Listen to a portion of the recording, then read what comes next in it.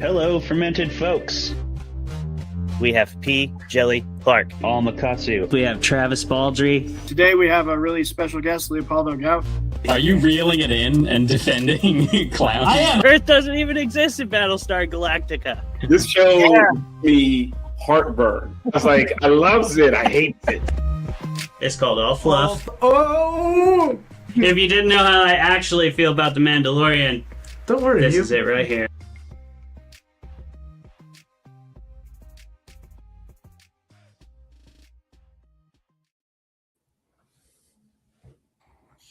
Hello, fermented folks, and welcome to another episode of Fermented Fiction. Matt Ruff is clearly thrilled to be here, and we are thrilled to have him. This is the show where we argue and debate and discuss the best movies, books, and shows in the genre fiction realm with our distinguished guests. Said guest tonight is Matt Ruff, author of Lovecraft Country and many, many other novels that haven't been made into hit Netflix series. But we're super stoked to have you on the show, Matt. I had the pleasure of meeting Matt at Crypticon Seattle a couple years ago, and we've worked together a couple times since. So, Matt, thank you so much for being on the show. We're stoked to have you. Well, thank you for the invite. Absolutely.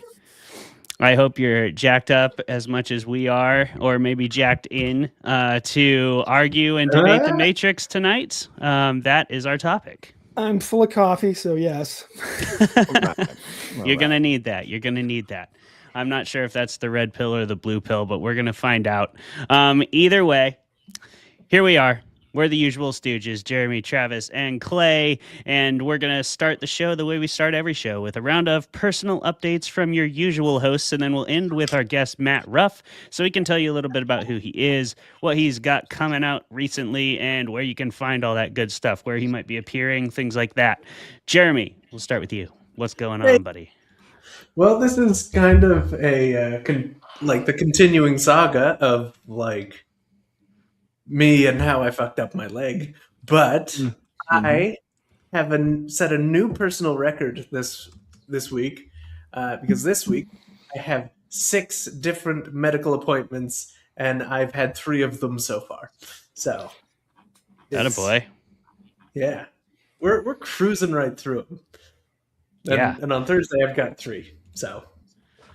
So far, what has been the worst medical appointment you've had to endure? So far, I think it would have to be the appointment where I went in for my follow-up, and the doctor asked, "Hey, so what's it like?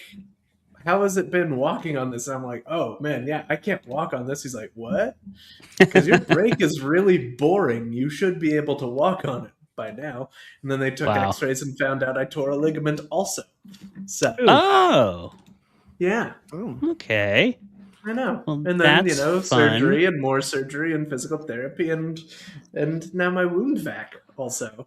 So the wound vac. That thing's crazy, dude. If you don't know about Jeremy's wound vac, just go back an episode and he tells you all about it. But yeah, it's basically a little vacuum. Know about this? I don't didn't, know. Matt, not before. I don't know. But now I do. Now I do know. I still don't want to have known. Science-y magic is what it is. It's like a little vacuum that he's wearing on his chest right now, like a satchel, and it's sucking pus and shit out of his leg.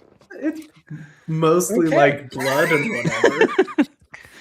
It's like a little mini version of one of the Matrix robots. Just I'm writing down Jeremy all day. Why not?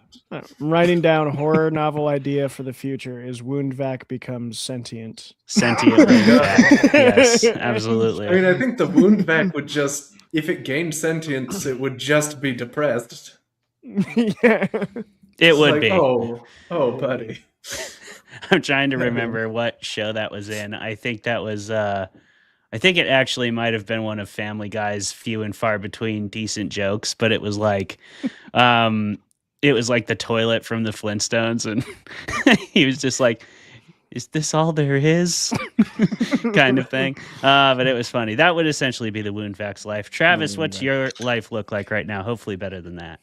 If you can bear with me to hear some of my Catholic stuff for a second, I'm very excited about. We took a field trip with our Catholic students, our Catholic school students today to our cathedral in our diocese, really, really beautiful old church, and got to see a really cool mass for anyone who's into any kind of like spiritual ceremonies that are really cool and ancient. It's called the Chrism Mass.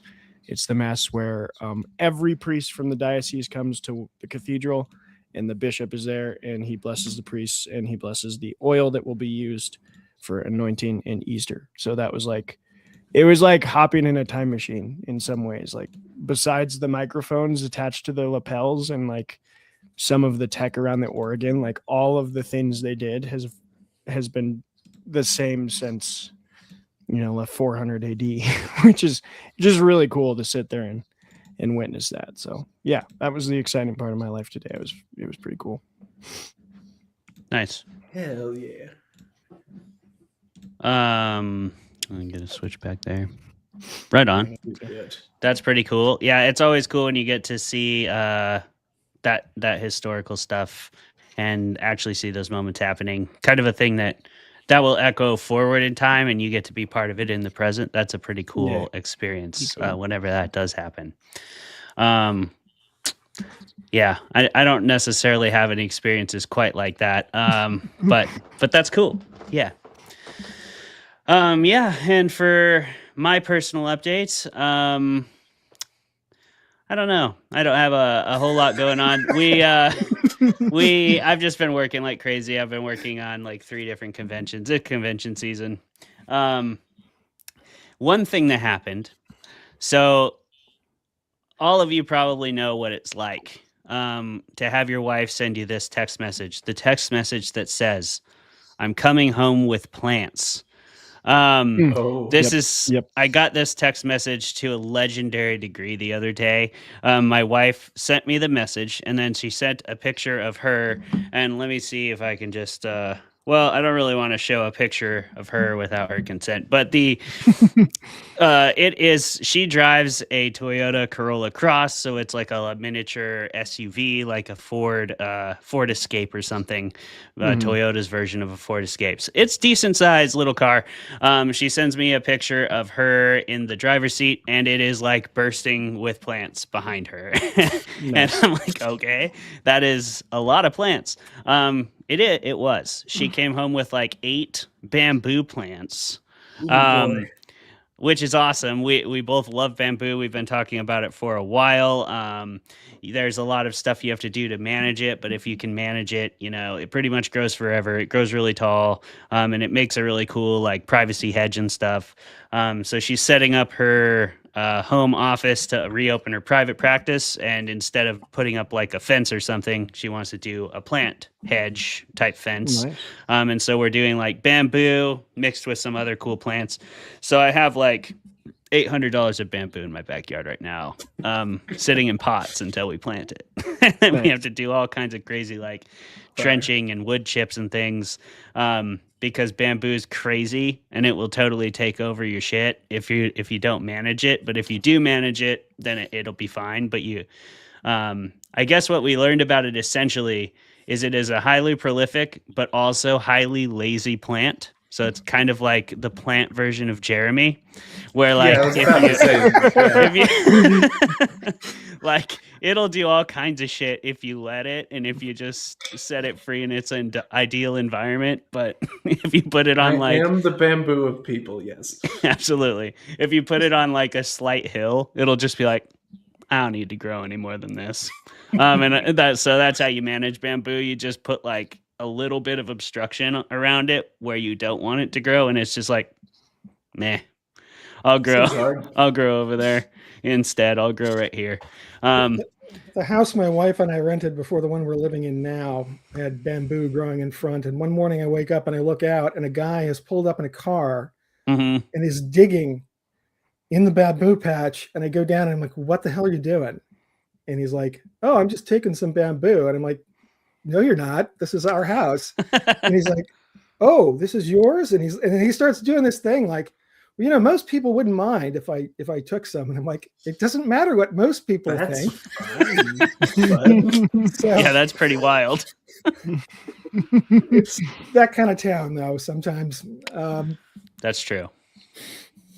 Yeah, the guy who sold it to us told us that in like 5 to 6 years, we'll probably be able to have our own bamboo business if we want, with the amount we bought, because it just grows that crazily. And you can pretty much like transplant it very easily, because you just take the new rhizomes and like throw them in a pot, and it's a grass, and it grows like a grass. It'll just like give it 3 years from that point, and you've got like a 10-foot bamboo plant for whoever else wants it. So yeah, we'll see where it goes. Either way, it's going to be growing, and we're going to have bamboo all over the fucking place, and it's going to be sweet. And hopefully our neighbors don't like file to get us evicted from the lot, because we've infected the entire community with bamboo. We'll see.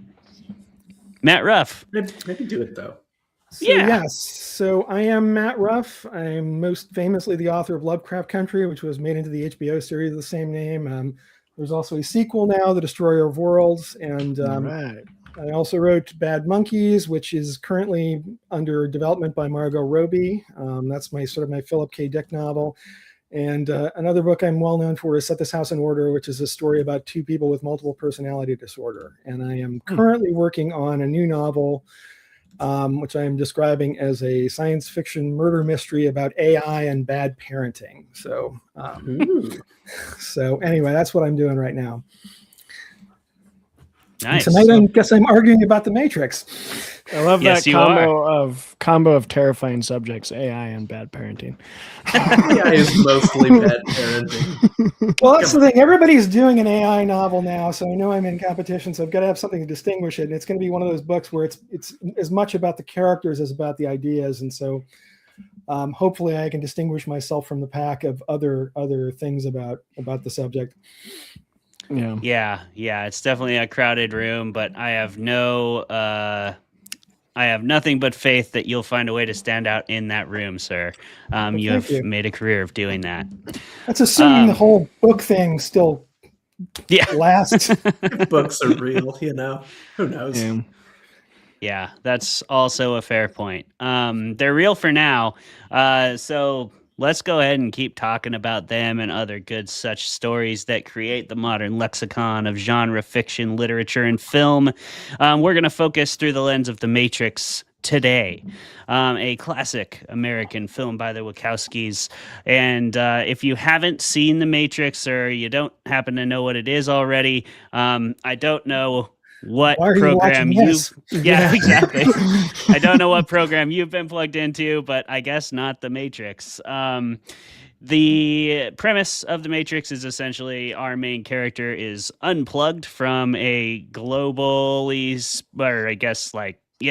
spanning virtual reality program. Essentially, it goes beyond virtual reality, but it's augmented reality that humans have been living in for a long time. He gets unplugged by a group of rebels who are kind of on the outside of this augmented reality program, and taught how to fight against it to try to free humanity as a whole. That's kind of where the first movie begins, and then there's of course a whole trilogy that happens after that, but we're focusing on the first movie today. A 4-movie trilogy. Yeah, 4-movie trilogy. I don't know what you call that. It's a saga. Well, Douglas Adams calls it a trilogy, so yeah, right. And if it's good enough for Douglas, it's good enough for us on this show. That's for sure. Today, representing in this debate the genre fiction realm, is Matt Ruff, our distinguished guest. He will be rolling a dice, as will Travis Vermolum, the representative for the Fermented Fiction Corner today. Gentlemen, are you both ready to roll your dice? Yes, I am. I rolled a 4. Nice. All right, I'm rolling.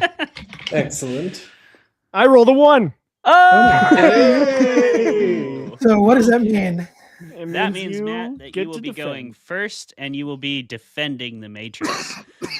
So surely this is your favorite movie of all time, and now you get to express that opinion for 10 minutes. Well, I mean, that's the thing. This is the easy side of it, because basically it's such an iconic movie that you almost don't have to defend it. It's almost impossible to argue against because it left such a huge cultural footprint where even if you hate the movie, it's kind of still there. It's going to outlive us all.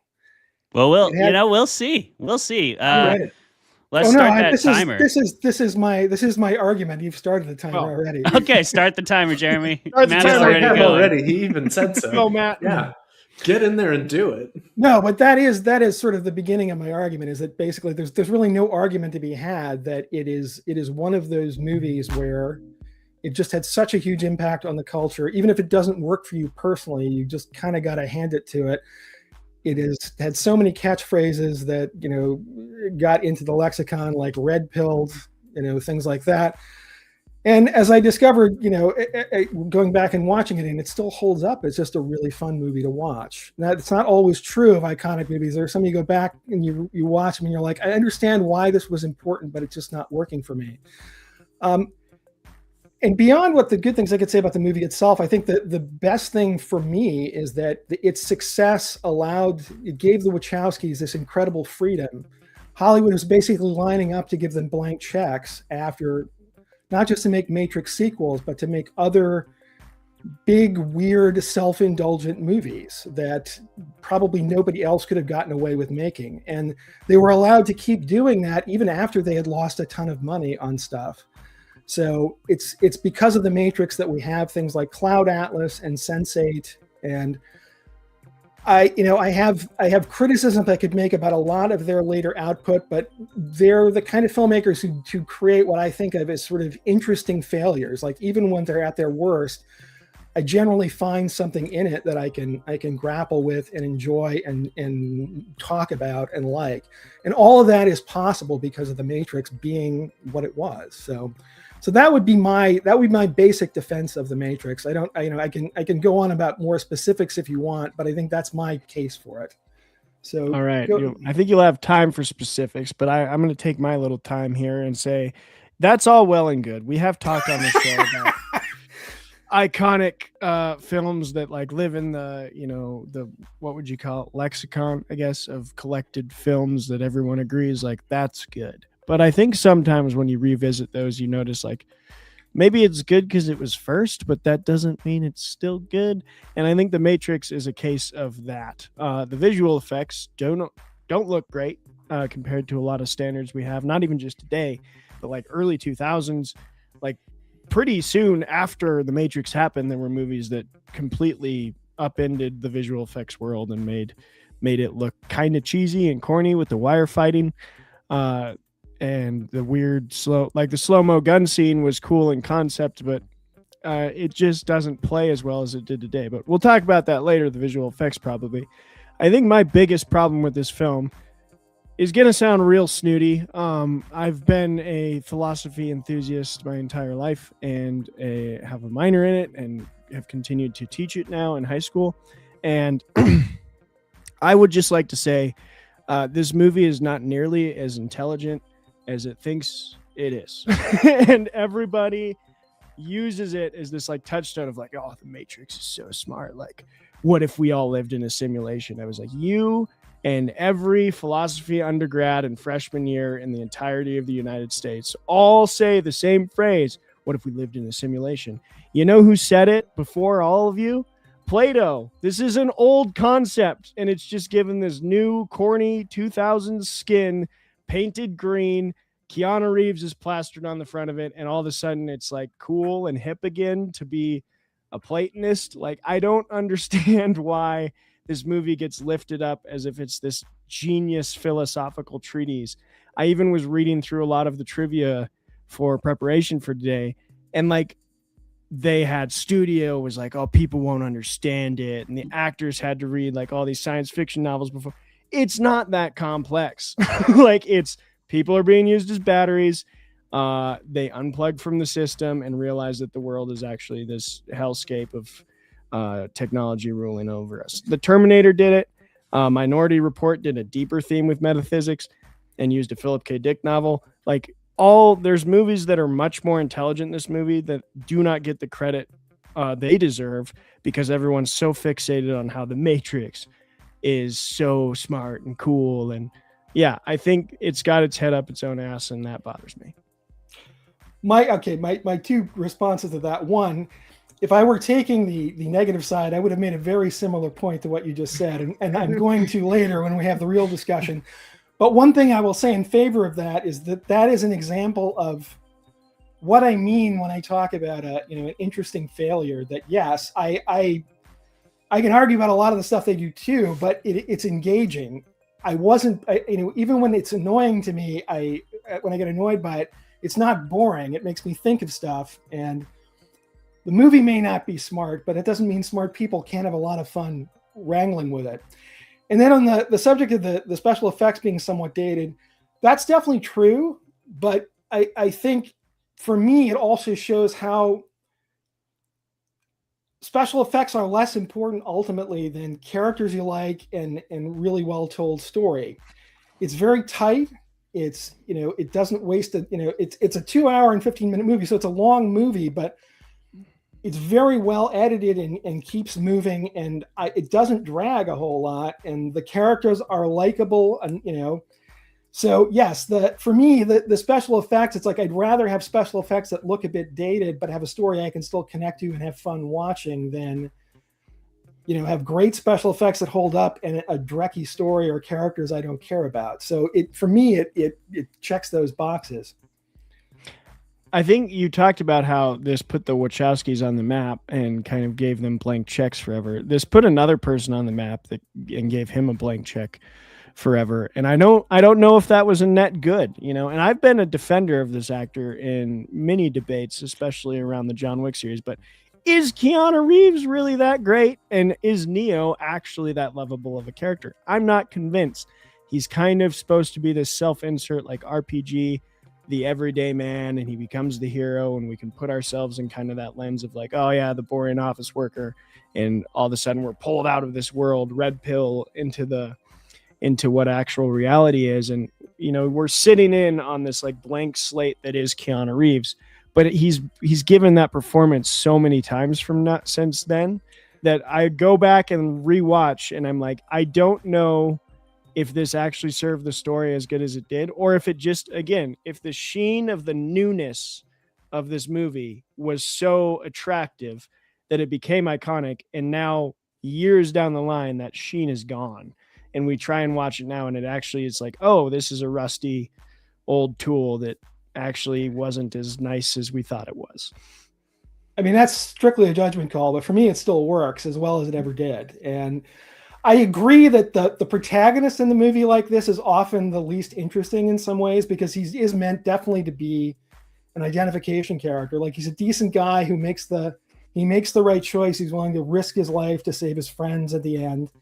Mm-hmm. But the character actors, like like Cypher is really my favorite, I think. And of the group, he's one of the more relatable characters of the film, even though he's kind of the bad guy. And then you've got the over the top Agent Smith.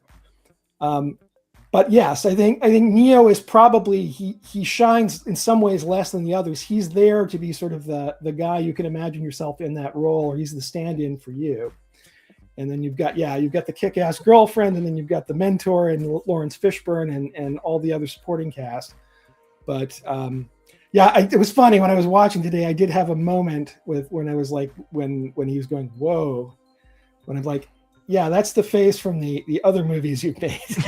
Yeah, that's the Keanu Reeves face. We've seen it before, and I can see that. Like, you're right that in a lot of these kinds of stories, it's okay that the protagonist is more boring, and because we're supposed to see the outside.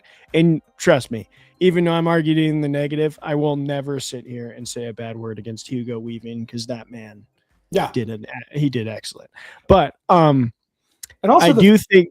Oh, go ahead. I'm sorry. No, the fight sequences, in order to work, those guys really had to work hard. I mean, I think that's probably the most impressive achievement from him in that film, is the physicality is believable and it works. Like, you really believe they're doing the fighting that they're doing, and that's the thing that is most impressive, and you can't fake that. He really worked his ass off to pull that off. Yeah, that's kind of what carries through into John Wick, where that's what you hire Keanu Reeves for is his ability to just deliver that kind of action seamlessly. And I think that's pretty cool. Yeah. This is a nitpick, definitely a personal nitpick for me, but like the style of like John Wick action scenes, I think has this brutal realism. It's rooted in judo. I'm a huge combat sports fan, and judo is like a really, really a hard-nosed kind of like Muay Thai, judo, American wrestling, boxing are all seen as these like very, very involved, physical, aggressive styles. And those I think are more realistic and kind of gritty to watch. And I think it worked in John Wick. I don't love rewatching it now, having this years of experience behind my back of like The Matrix. This is why it's a nitpick. It was an early 2000s like stylistic thing that everyone loved, the like wire fighting, heavily choreographed kung fu.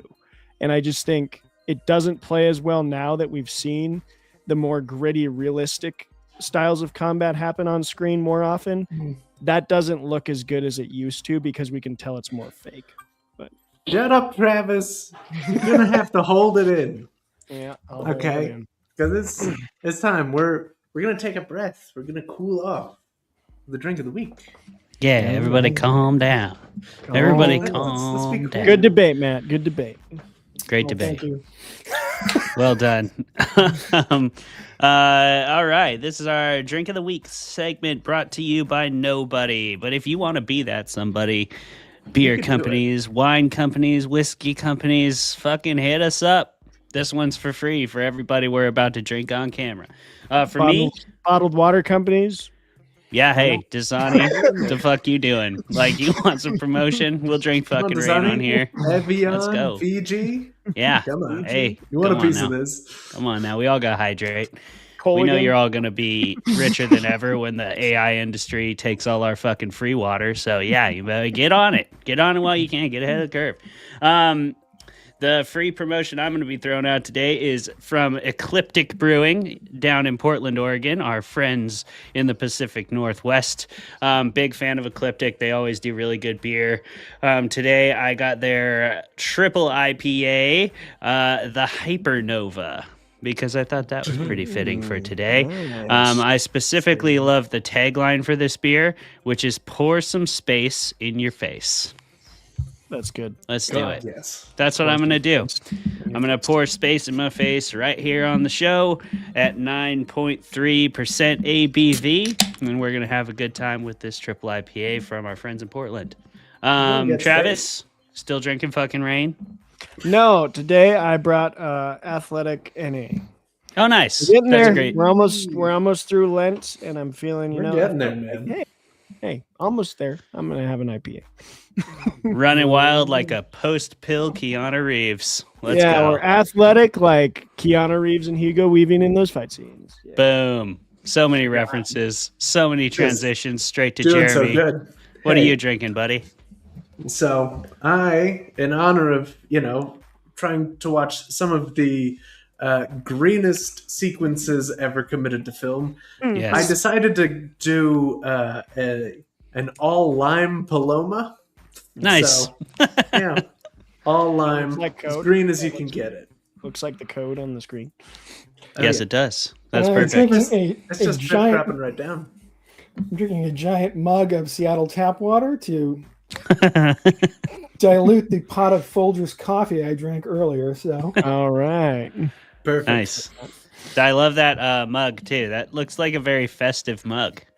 well, I have a giant rooster mug that I bought years ago that's actually smaller than this one, but the problem is I've had it for so long that the interior glazing is sort of worn off, and I began to worry that I was leaching lead into my body. Yeah. So I decided I better get another giant mug instead, and this is what I found was a giant Christmas mug. So Nice. Fantastic. Hell yeah. All right. Well, with that, we are into our fun facts segment, our fermented facts. Travis usually brings us 10 of these motherfuckers. But if everybody else wants to chuck one in there, there's a lot of facts about The Matrix, the directors of The Matrix, and all kinds of other things tied to that. Travis, you want to start us off with your 10? And then, Matt, Jeremy, if either of you want to throw in facts after Travis, feel free. Yep, I'll probably miss some because there is a lot. But hey, I keep it to 10. We have a show to run here. The first one I You put goddamn is right. the studio insisted on a great deal of explanatory dialogue, which I mentioned in my debate, as they described the screenplay as the script that nobody understands. I'm going to hold my thoughts on that. At the director's request, the actors were able to understand and explain The Matrix, not only as a film, but a philosophy, which I really respect this.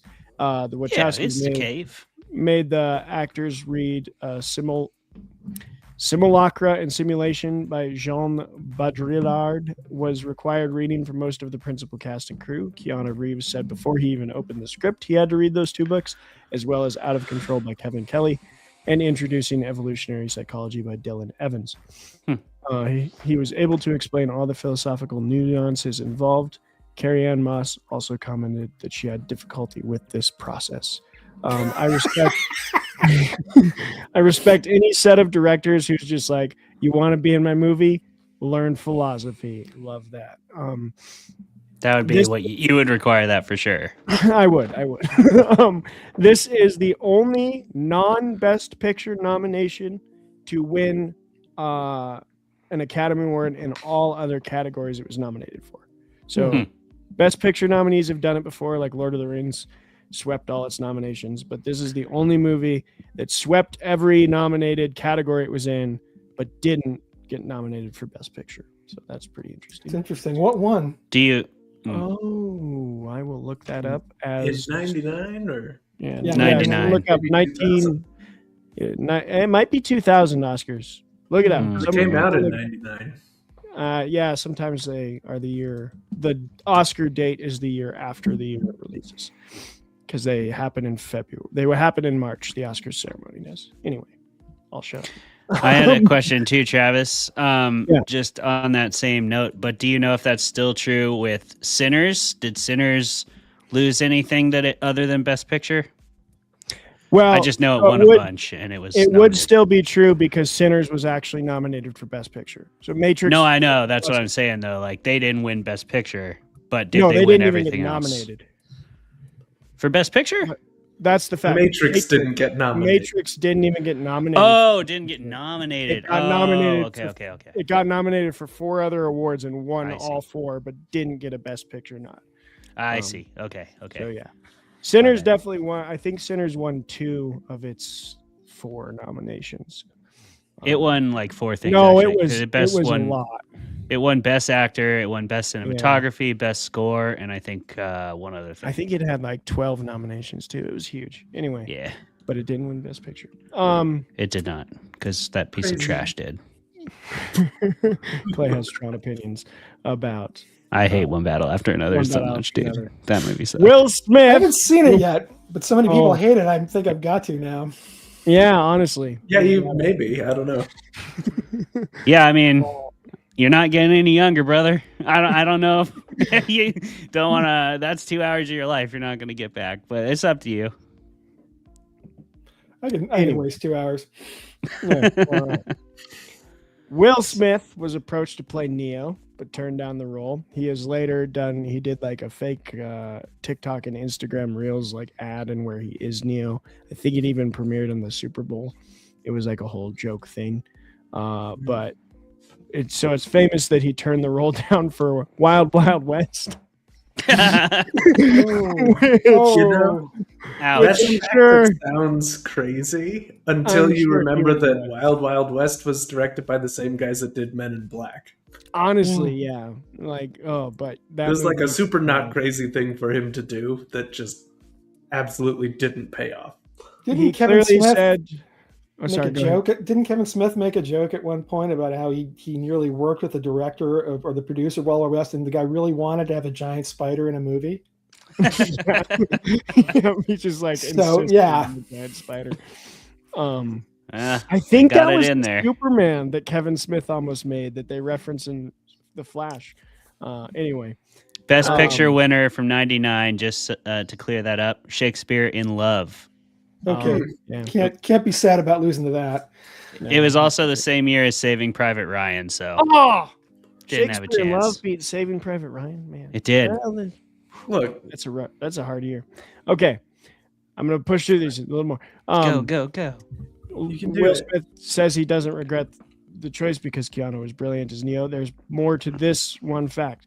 The studio wanted Val Kilmer for Morpheus. Glad that didn't happen. I love Glad that Val didn't Kilmer, happen. but Like Lawrence Val. Fishburne was amazing. Perfect Morpheus. Sandra Bullock was offered the role of Trinity, but she turned it down because she heard that Will Smith was going to be in the role and wanted to movie with him. And Nice. then when Oof. Keanu Reeves got it, she was like, "Oh, I could have Damn worked with Keanu again," because they worked together for Speed and really liked each other. That's funny. Yeah. It's funny. I can't see her in that. I don't know. No. The physicality, it doesn't. Yeah, I don't know. I'm would be fascinated whack. to see it, but yeah. I'm with you. It would have been a different. That one's not as Val Kilmer as Morpheus. I can't see anyone but Lawrence Fishburne. That would be crazy. No, that'd be terrible. That'd be a loss. Yeah. Laurie Ann was awesome as, or Carrie Ann. Sorry, Carrie Ann was awesome as Trinity. Carrie Ann. Yeah, no, she was. Yeah. Really glad she was Trinity. The helicopter was a full-scale, lightweight mock-up. Only the blades were added in post-production by the visual effects team.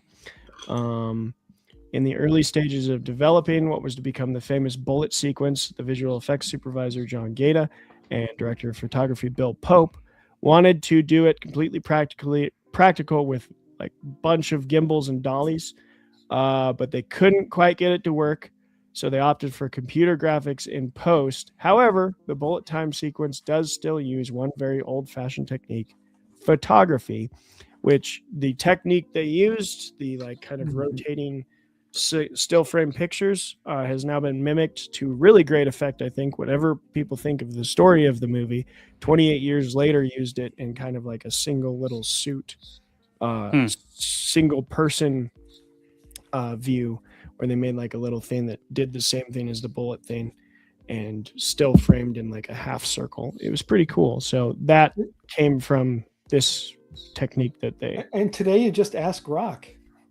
Yeah. You just ask for it. He'll do it. Yep. Grok will show you what it looks like for me to dodge bullets. Yeah. Exactly. William Gibbs. Go ahead. I don't need to make the joke I was going to make. Carry on. William Gibson's novel Neuromancer was an influence on the film. After watching the film, Gibson commented that the way that the film's creators had drawn from existing cyberpunk works was exactly the kind of creative cultural osmosis he'd relied upon in his own writing. However, he noted that he thinks the film's Gnostic themes distinguish it from Neuromancer, and he believed it was more thematically close to the work of Philip K. Dick. The key of the beginning theme you hear at the beginning. Oh, Jeremy, I thought you would like this one. The key of the beginning theme you hear at the beginning of every Matrix movie ascends with each movie. So in 1999, it starts in key of E minor. In 2003, with Matrix Reloaded, it goes up to F sharp minor. And in Matrix Revolutions, it ascends half a step to the key of G minor. Wow, they're just modulating. Did they continue that with Matrix I don't know. Resurrections? I don't know. I'd be curious. Will you ever know? I haven't watched it, so maybe not. The idea of the Matrix Did was you an learn early that from development- watching these movies? No. Did you? When the idea of the Matrix was an early development in the early 1990s, this is a sad one for me. The Wachowskis' first choice for the role of Neo, and I think he would have been great, was Brandon Lee, but he died on the set of The Crow in 1994. Does everyone know how Brandon Lee died? It's a crazy Hollywood story. Yeah. Oh, yeah. I do not, and the audience may not. I can tell the The audience. audience may not. A prop, I don't remember what it was. A prop something got like dropped into the prop gun that had blanks loaded in it, and then they had like a close-up shot Okay, that was scene Brandon Lee. on set, and they shot, Yeah. and the prop thing like came out of the barrel and tragically killed him. But so that's why we didn't get Brandon Lee as Neo, and That's why they don't use blanks anymore. Yeah. Yeah, blanks will still kill you, point blank. The only film in the trilogy where Neo, I can't talk. Speaking of firearms, this is the only film in the trilogy, I don't know about the fourth, where Neo utilizes firearms. It's also the only one released in the 20th century, second millennium. Yeah. All right. There you go, man. That's Well my said. pick. I don't remember him using guns in the fourth one either, but We may never know. It's impossible to know. I mean, But there are things it's possible that to we know. do know. Come on, don't What be did I ridiculous. miss? you can rent it tonight. Yeah, Hey, I'll let you know. you I'll can let you know know exactly what tonight. you could know tonight. There are a few more fun facts about this movie. One fun fact, which harkens back to the debate, where I believe everybody was just kind of pointing out that Keanu Reeves is probably the hardest working man in showbiz. While training for this film, Keanu Reeves suffered a partial fusion of his cervical spine, causing him to experience a noticeable amount of leg paralysis. Not great. Oh. Leading him to having like surgery on his neck, like really close to like the filming, and ultimately his fight choreography had to be changed so he does fewer kicks than anybody else in the movie because of that. Just lot less kicking because of the leg paralysis and whatnot. Now I feel like a jerk criticizing it for not being gritty and realistic. Yeah. How do you feel, Trav? How do you feel? I didn't know, okay? And I didn't know. Hey, no, you do. Now you do. And yeah, you do. Hey, And You look, know? you'd have some cervical spine issues after being unplugged from the Matrix anyway. you That would. was It's realistic, right really. in there, you know? Yeah, it's all up in He there. did it for the realism. Yeah, You know, it was reading and then that. method know? acting at its finest. So method. Yeah. Let's see. Also, early drafts of the script did have humans being used for computing power rather than as a power source. But the studio thought that the audience wouldn't understand that. Oh my god! I don't know, man. Maybe they just didn't. Maybe they just didn't know what computers were. And I don't know. I want to believe this is probably the same studio execs that made Star Wars: The Rise of Skywalker. They won't get it. We better tell them 7 times. That is the important thing to keep in mind, I guess, is that any movie that costs as much as this one did, there's going to be studio interference, and there's going to be really stupid notes like that. And some of the things they can't say no to that you really wish they could have. Because I think that would have made a lot more sense for what it's worth. But man, Oh, yeah. Yes. Yeah, we're Speaking batteries. of money- We're not good ones. Hey, yeah. Speaking of money, this movie is a smashing success. So for Yes. all audience members who might be new, you have to make around 2 times your original budget to be considered a box office success, because there's a lot of distribution prices and stuff that comes after all of the filming is done that you need to pay for. So 2 times the budget is usually what a box office success is. This movie cost $63 million to make, and worldwide it made 473.3. So definitely more than 2 times its budget. it's amazing that it only cost $63 million. But of course, I know that blew my mind. $99. So A very different time, but even still, pretty crazy. Pretty crazy. Wild. Yeah. Yeah. Did you have more facts, Jeremy, or should we move on?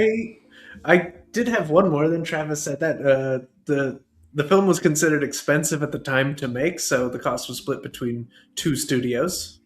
Oh, Not uncommon. Pretty boring as far as facts go. But a different fact that's less boring, maybe. One of the characters on the Nebuchadnezzar, Switch, was so named because the character was initially supposed to be a man in the Matrix and a woman in the real world. And that was just, interesting. the residual self-image that had that. But, the studio was like, no, none of that. Yeah. None of that. You 2 Wachowski brothers, who will always be the Wachowski brothers. Yeah. A bit of a foreshadowing for the Wachowski gender arc, and we of course know they've now fully transitioned, and that's great for them, living in their own skins the way they Lana choose and to. Lily. Indeed. But yeah, I'm not surprised that the studio also didn't think people would get or connect to that, given that they thought people wouldn't get the very blatant philosophical symbolism at play. And with that, let's talk about what we actually thought about the film. Travis, because you rolled astoundingly low and had to debate against this film, as low as possible, in point of fact. Why don't you tell us what you actually thought, and then Matt, you'll get to tell us the same. You know what it is? I'm a DM again. I'm back to being in the dungeon master chair, and that means my rolls are going to be trash. True. Because that's just how it works in the Dungeons and Dragons world. I didn't necessarily totally lie, other than the fact that I do like this movie. I think, like most of my criticisms, I would hold to. I don't think it's as like smart of a philosophical idea as it kind of purports itself to be, or has been. I don't even think it's the Wachowskis that have purported it to be this. I think it's like gained this fandom that kind of lifts it up as like this echelon of philosophical filmmaking. And I don't think it's quite that. I think it's at its heart, it's an action film, a really entertaining one that has a deep message. And if that's all I ever heard of it, I would agree and say like, yeah, I love The Matrix. It's a fun movie, really good action scenes, has a cool philosophical story, really interesting plot thread. I think it could have gone deeper, like maybe in a non-action film, maybe in a different studio. Well, actually, we've seen it. We've seen this type of story done a different way and gone deeper in Severance. So like this thing has happened where we've like seen where this actual like drama philosophical idea goes. That's not what this is. It's an action film, action trilogy. And I think it's very entertaining. I don't think I would agree with myself on the effects as much. They don't look as good as they did, but they hold up decently. The wire fighting still looks pretty damn good. The action sequences are fantastic. And I'll end with my boy Hugo Weaving is a hell of a villain. I constantly quote just say things in that voice that he did for this movie. It's like the Agent Smith voice is so cool, and I'll never forget it. And anytime I meet someone with the last name Anderson, I'm like, Mr. Anderson. Like you have to do it because it's just you do. How do you not? He ate he cooked, as the kids say these days. Yeah, he debatably did both of those things. He cooked. Agreed. He shat it out later. It was fantastic. He did. Matt, what do you actually like The Matrix, or did the dice roll make you do that? I think it is actually really quite good at what it is. If I were going to push the negative a little more, though, I do think that it thinks it's a smarter movie than it is, and I actually do believe that is the Wachowskis liking these deep philosophical ideas, but maybe not thinking them through as much as they could. And I think this is much more evident in the later movies where they were allowed to indulge themselves more and get further out on their skis. This one, you can still see it, but it doesn't get in the way of the story being a lot of fun. But I can easily point to things where stuff is supposed to be really portentous and deep, and I'm like, but that doesn't make any goddamn sense. And like one of my favorite dumb lines is when Neo meets Morpheus, and Morpheus is like, well, unfortunately, no one can be told what the Matrix is. And like, what are you talking about? It's a computer simulation that all of humanity is trapped in. In reality, you're in a pod in a battery farm. And yes, this is an extraordinary claim, but I can prove it to you by waking you up in that pod. So 3 sentences, there you go. That's what the Matrix is. Can very much be told what it is. And not only can you be told what it is, but you probably should be before somebody wakes you up in that pod, because it's a really traumatic experience if you don't know what's happening. Yes. I mean, in the movie, it's like first really he's being eaten. This mirror quicksilver is covering his body, and then he wakes up with an intubation tube down his throat and all these wires jacked into him. He has no idea where he is. This robot comes down, grabs him by the neck, pulls all the wires out, and then he's flushed down this water slide into a pool where he starts drowning. Right. And it's like, why would you not let him know? And the answer is because if you do, then the audience isn't going to be surprised. Well, heads up would be appreciated. And there are other things like that where they'll say some portentous line. But I think the biggest issue is that the two questions that the movie never really grapples with are, one, why is the Matrix bad? And two, what is the Resistance really trying to achieve, right? And the closest they come to explaining why the Matrix is bad is that it's not real. That's what Trinity is saying when Cypher is explaining why he defected. He's like, I don't want to live in shitty reality. I want to eat steak and be happy. And she's like, but it's not real, Cypher. And it's like, and I remember watching that the first time and like, so what? Yeah. If reality is terrible. If reality is terrible and you have this option that you prefer, why wouldn't you go with that option you prefer? And because they don't answer that, it kind of also leaves this question of what is the goal of the Resistance? Are you going to shut the Matrix simulation off? That's going to kill a lot of people. It's going to drive a lot of people insane. And it's going to make a lot of people really unhappy. Or are you going to keep the Matrix going, but then what? And there's that, I actually wrote this down in case I was the anti. It's like he gives this speech. It's like when he's on the phone in the last scene and he's talking to the machines, he's like, I don't know the future. I didn't come here to tell you how this is going to end. I came here to tell you how it's going to begin. I'm going to hang up this phone and I'm going to show these people what you don't want them to see. I'm going to show them a world without you, a world without rules and controls, without borders or boundaries, a world where anything is possible. What does that mean? I mean, is everybody going to be Superman now? Is everybody going to have the power to change reality? Because that sounds cool, but it also sounds like chaos. It's not going to work. Really bad. It's yeah. And if any more is possible in the Matrix, when you know how to break the rules and stuff.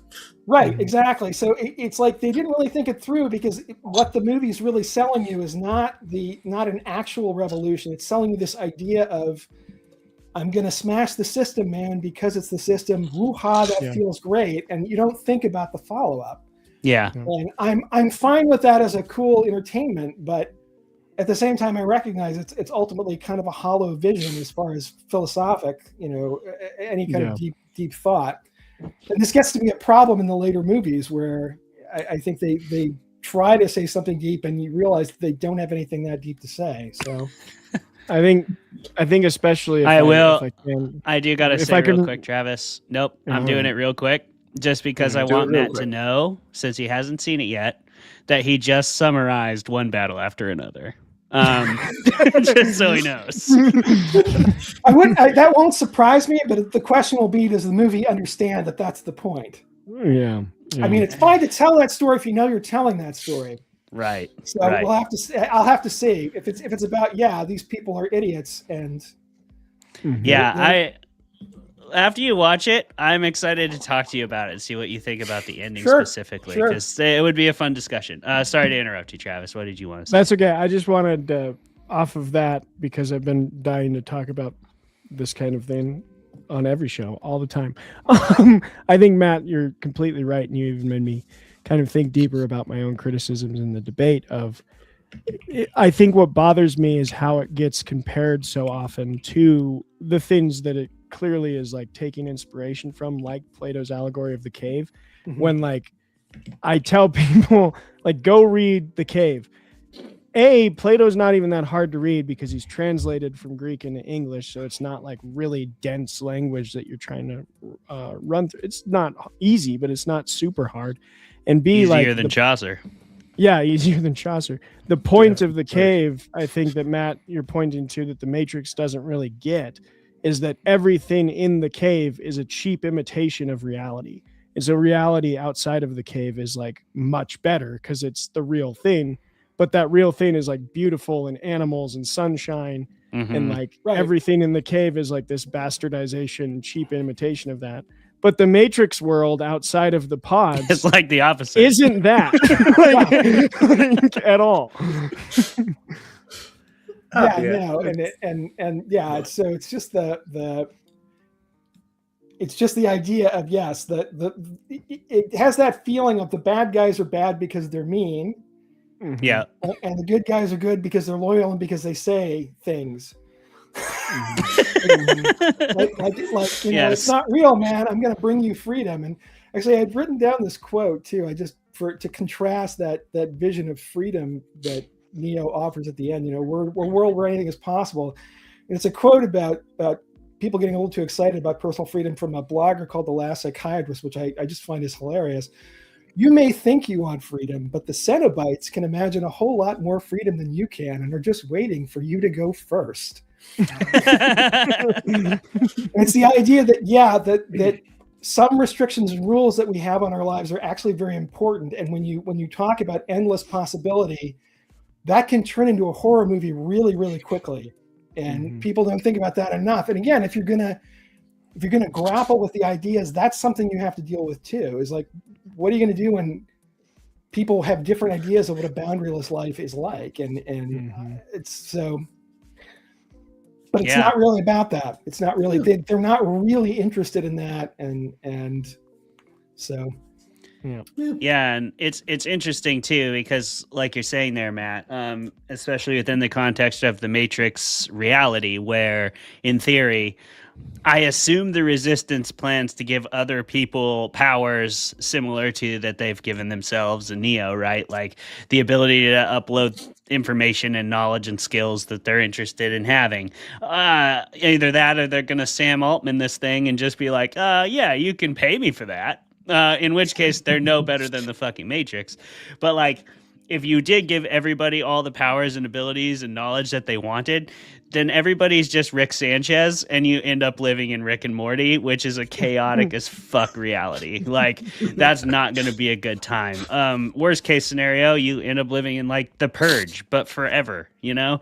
Like, and that's a cynical view of humanity. I like to believe there'd be some groups that would form, some societies that would not go down that path, but just history will tell us that that's not how the larger base of humanity tends to break it down.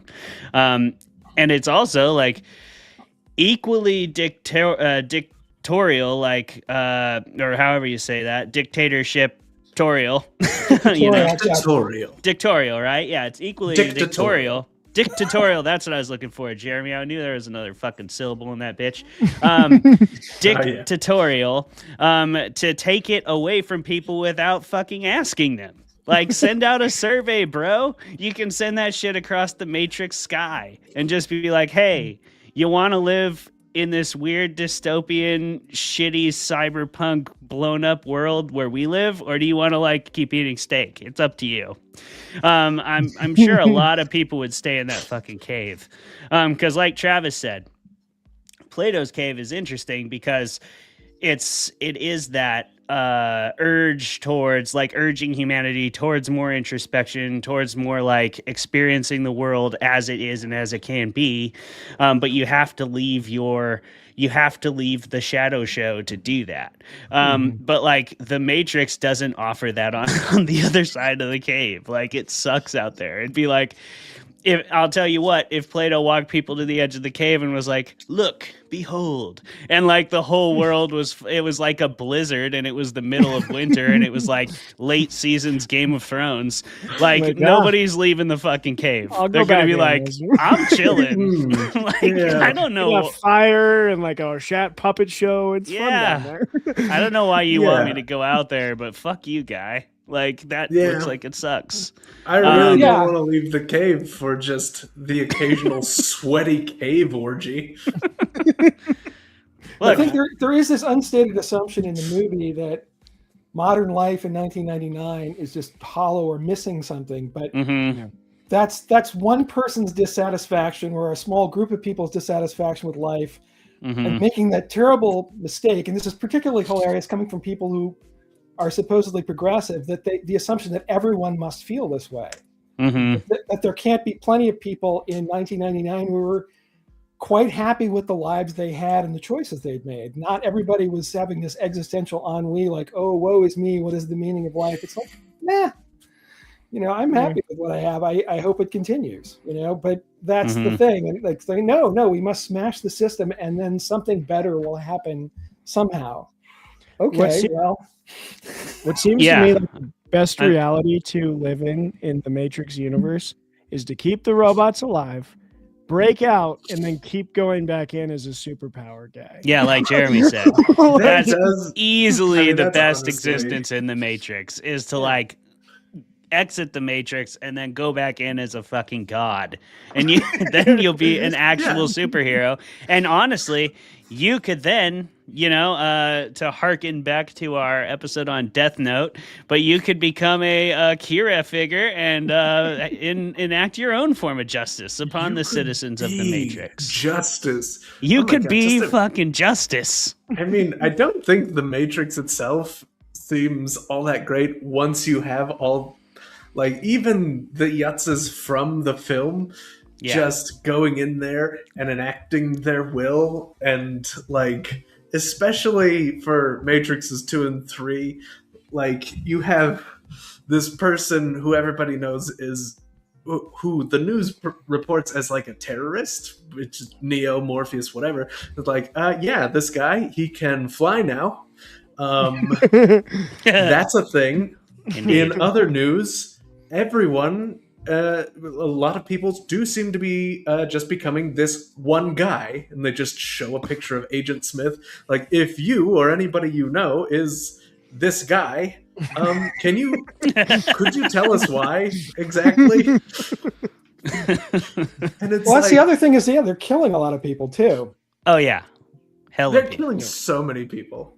Yeah, and they kind of just hand wave that in the movie about, well, yes, all these people are asleep. They are the enemy until they are brought through. And I'm like, wait a minute, what? Anyone. And again, you can roll with it. You can roll with it as an entertainment, but yeah. Mm-hmm. But they bend a spoon, Matt, and that's really cool. That's true. They do bend. They do spoon bend. Because I guess I too, just real quick, my actual thoughts on the movie. I've already expressed plenty of them. But overall, my only big gripe with it is a perfectly fine movie, but I do think it's profoundly overrated.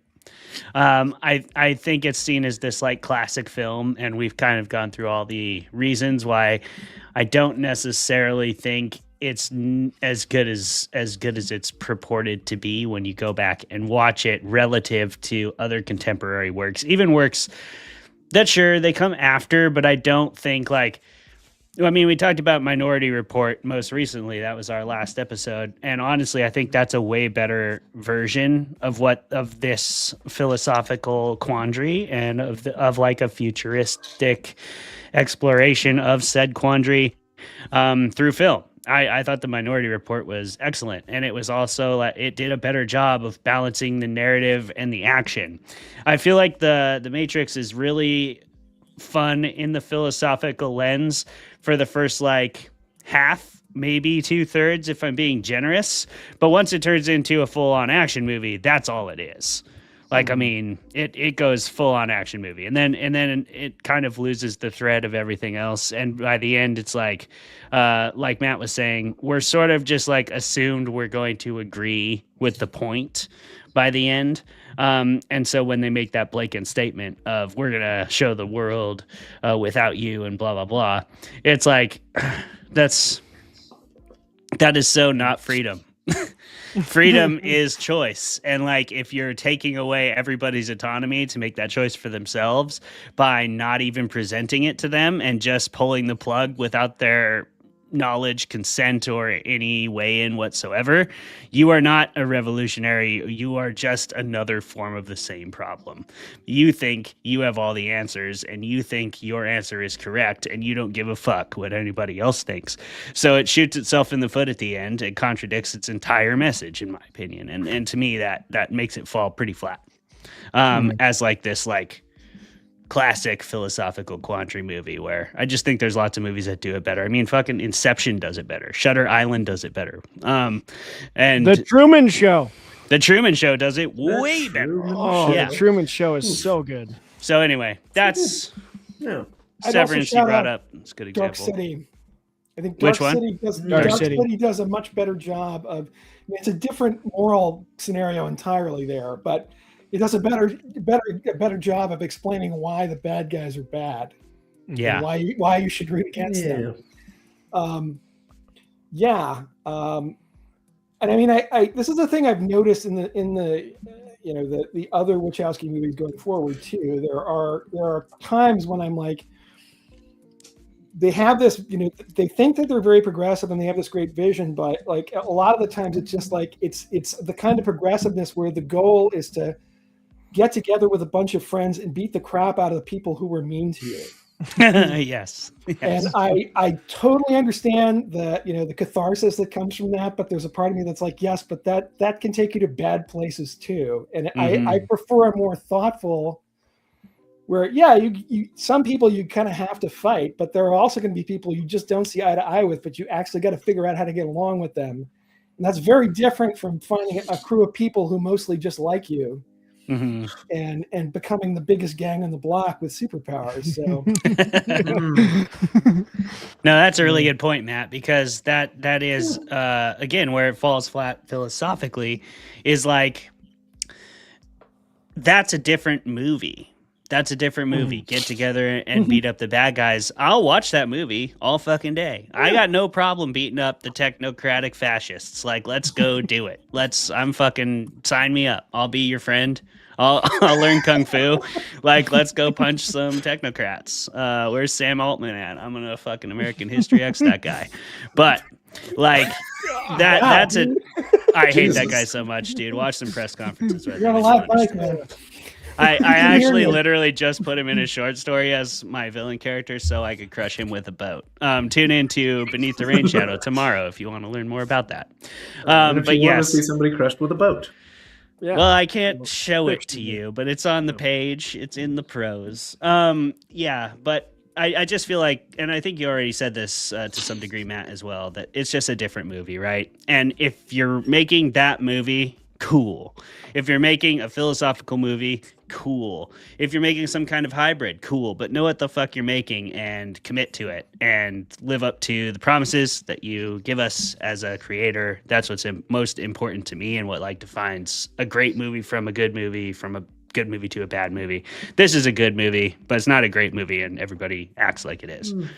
What do you think, Jeremy, before we go to break? Oh, yeah. Well, hey, I do think this is a pretty great movie, I love the whole brain in a vat meets Plato's allegory of the cave meets Kung Fu Hustle just thing that we got going on. I like the thematic elements, how like everybody on the Nebuchadnezzar feels like they have just a different philosophical point of view, which sure they do just want to spout at Neo whenever he walks by, but might as well. And I think it works for the story that Neo is kind of just like a simpleton, just a sweet boy who's like, well, not too bright though. I don't know about all this, but I think I can go shoot guns at all these people and get Morpheus out of it. Like, lots of people have told me the future, but whatever. One of my favorite lines in cinema history is he's beginning to believe. It's beginning to believe. It just hits. It's really good, Yeah. I think it's great. I think the movie as a whole is let down a little bit by the sequels, which I do also love.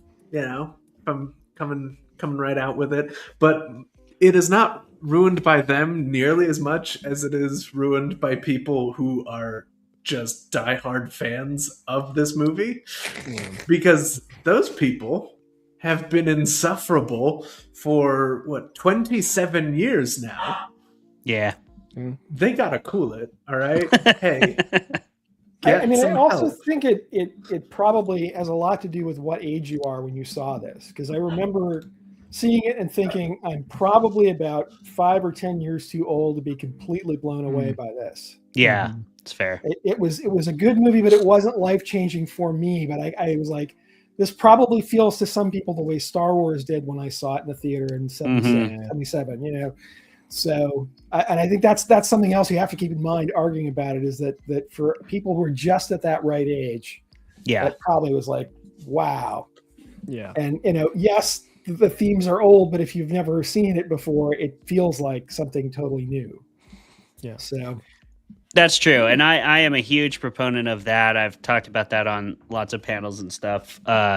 Whenever people want to make that argument of just because you were first or whatever doesn't make you the best, or this is just a reiteration of something older. Yeah, well, most stories are.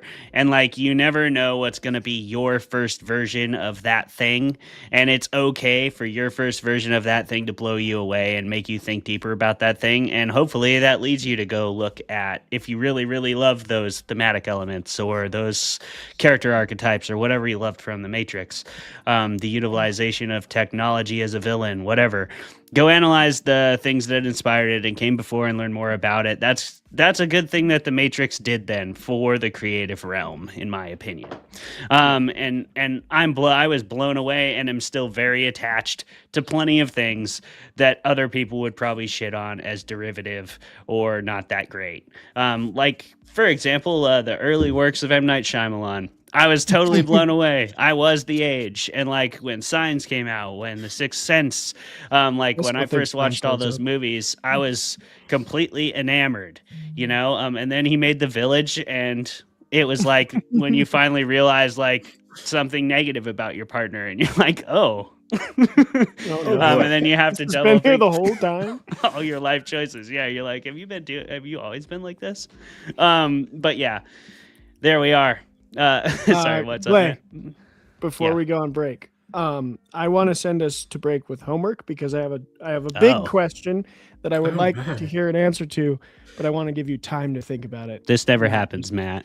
We swear. Yeah, sorry, Matt. But you made me think of it. You broke the format just for you. I broke the format just for you. So the first question when we come back from the 5-minute breaks, I want to know what is one of your favorite deep thinking movies, one of your favorite shallow action films, and then if there's a movie that you think successfully combines both action and deep thinking.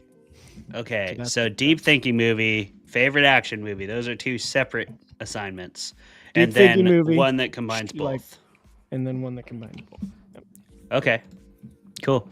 Well, everybody on the call, you got 5 minutes to think about that. Anybody watching, listening, whatever else it is, you got 5 minutes to do whatever you got to do. Matt, go ahead and turn off your camera and your mic for us, and everything else. Everybody else do the same. We'll see y'all in 5 minutes. We're still Fermented Fiction, and we will remain that on the other side. Goodbye.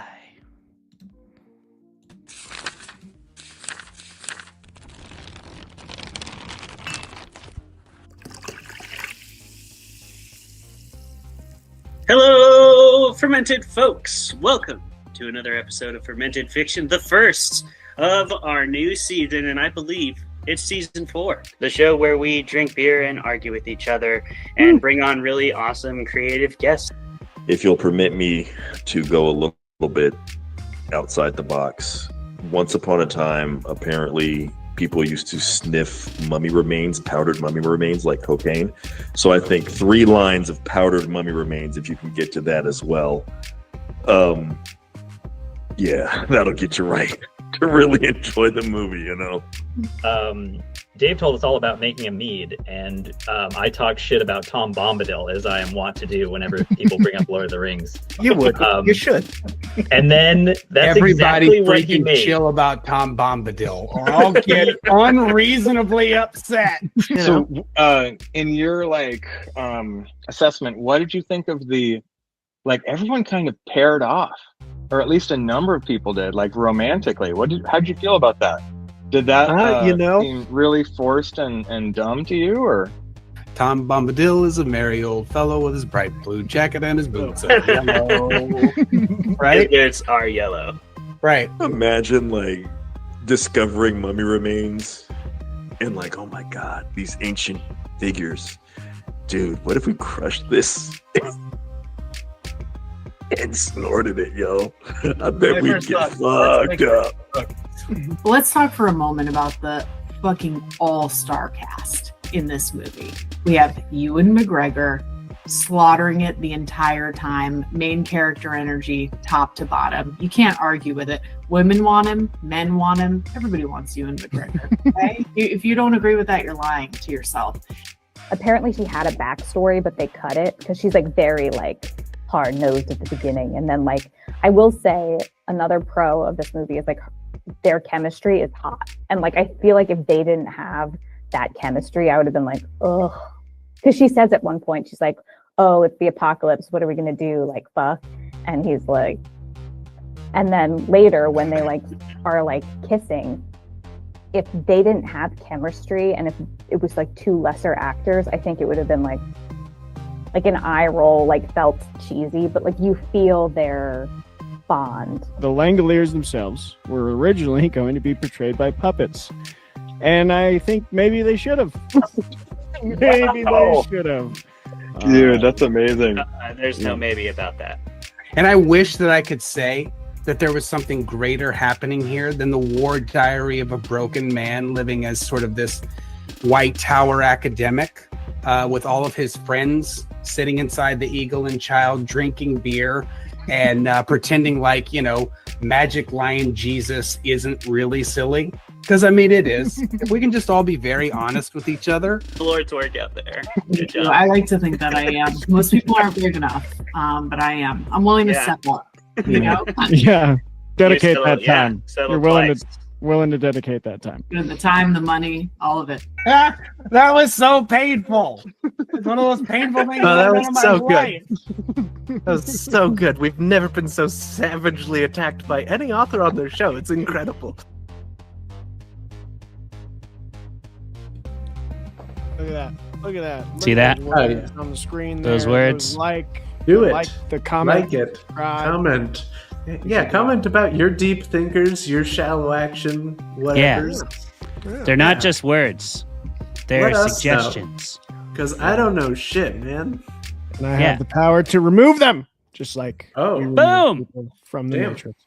Pull your ass from the Matrix. Now you know how Travis would have handled that situation. Yeah, honestly though, no, I would have probably approached it like Matt. Like you can give a little PS, like a written script that's like, hey, when you take this pill, you're gonna wake up in a vat of fluid with a tube down your throat, and another one in your spine, and then you're gonna almost drown. But we'll save you. It'll be fine. Yeah. Non-consensual water sliding has to be a water among slides them. should be consensual. I really do think that. I don't want to be dropped into a water slide out of fucking nowhere. I will say, especially I think that's a something we slide can all agree with. I'm really less inclined with the intubation tube. I don't want to wake up with one. Remove it myself. Yeah, that seems pretty rough. Fair. But our first question was homework, so let's see if everybody did it. Matt, you're gonna be our first one. Okay, thought provoking. I came up with two, and they're just movies that trust you to be smart. And the first is Upstream Color, by Shane Carruth, the same guy who did Primer, and Upstream Color is really a really impressive movie, and I'm kind of sad. It was like the last. I think that was his last hurrah. And then Predestination. Oh yeah, is that the Ethan Hawke one? Yeah, it's Ethan Hawke. It's based on the All You Zombies short story by Robert Heinlein, and it's sort of I won't try to explain it, but it's just one of those things where I remember watching with my wife, and it was one of those movies where I just found myself like, what genre is this? Because it's I mean, the idea is science fictional, but it's all over the place in terms of what it's doing, and I was just like, wow, this is really clever and smart. And then my favorite action movie is probably Hard Boiled, to John Woo, which after a very long absence showed up on Tubi. So oh, nice. You can watch it now, and yeah, it's this totally gonzo, over the top gunfire ballet. If you like the bullet time in The Matrix, then Hard Boiled is that in spades. So it's amazing. John Woo just John Wooing all over the place. Yeah. And then and I think they use actual ammo. Oh, geez. So it's like, I'm sure behind the scenes you find out how many people got hurt during the filming or set on fire or whatever. It was all of them. No, I think actually one of the actors took some shrapnel during one of the scenes. Like I remember reading that. So, and did you have one that you think combines action and deep thinking well? No, I didn't come up with one of those. All right. I like those picks though. I think Hard Boiled. I've come around to liking John Woo than I used to. I think because there's been a lot of really subpar action films made recently, and I kind of went back and revisited John Woo, and I was like, it's a very stylistic but very good. Like Mission Impossible 2, I found myself appreciating more than I used to, just because it's unashamedly John Woo with Tom Cruise as the lead. Oh, yeah. I mean, I think combining the two, I would probably, if I were, doing it on a short clock, I might be tempted to reach for some of the Christopher Nolan movies like Inception or, but the problem there is and when I saw Tenet, I was like, okay, I'm not a dumb guy, but I really cannot make sense of exactly what's going on with the two time teams. And I just realized I love Christopher Nolan, but part of that is I love Hans Zimmer. The Hans Zimmer score makes the movie seem 10 times better than they would be otherwise. So I'm pretty pumped to see pumped to see what he does with the Odyssey. Jeremy, what did you come up with? Now, hey, in classic homework fashion, I did do about 2/3 of this homework. Mostly because when it comes to like deep thinking type movies, all the recommendations I get are either boring or just all the way up their own ass. Like, this is not as smart as you all think it is, and this is not a fun watch for me. Now, obviously, there are some great movies out there that people will purport as being really smart, and you really have to think about it, and you have to be smart to get it. The main recommendation you get for that is like Inception, and honestly, a pretty straightforward movie. Mm-hmm. Not a lot of surprises there. It's just Dreams. One thing leads to another thing. Yeah, Dreams. Fine. Dreams. Yeah, they're doing Dreams. Cillian Murphy's there, and so is Tom Hardy. Watch it. It's fun. Yeah, what else do you need? Yeah, what else do you need? So, I don't have great deep thinkers to just go ham about. I wish I did.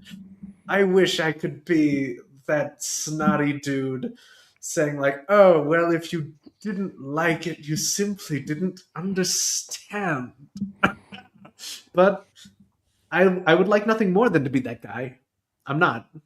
You don't want to be that guy. You could be. Don't I? What are your other two? No. What are your other two? Hey, my other two for a solid, excellent, just action is the art form type of movie. I do have to go with John Wick, because it is simple, it is elegant, it is him and the entire population of Murder Town between him and where he needs to be. Perfect. Beautiful. And that population is one at the end of the movie.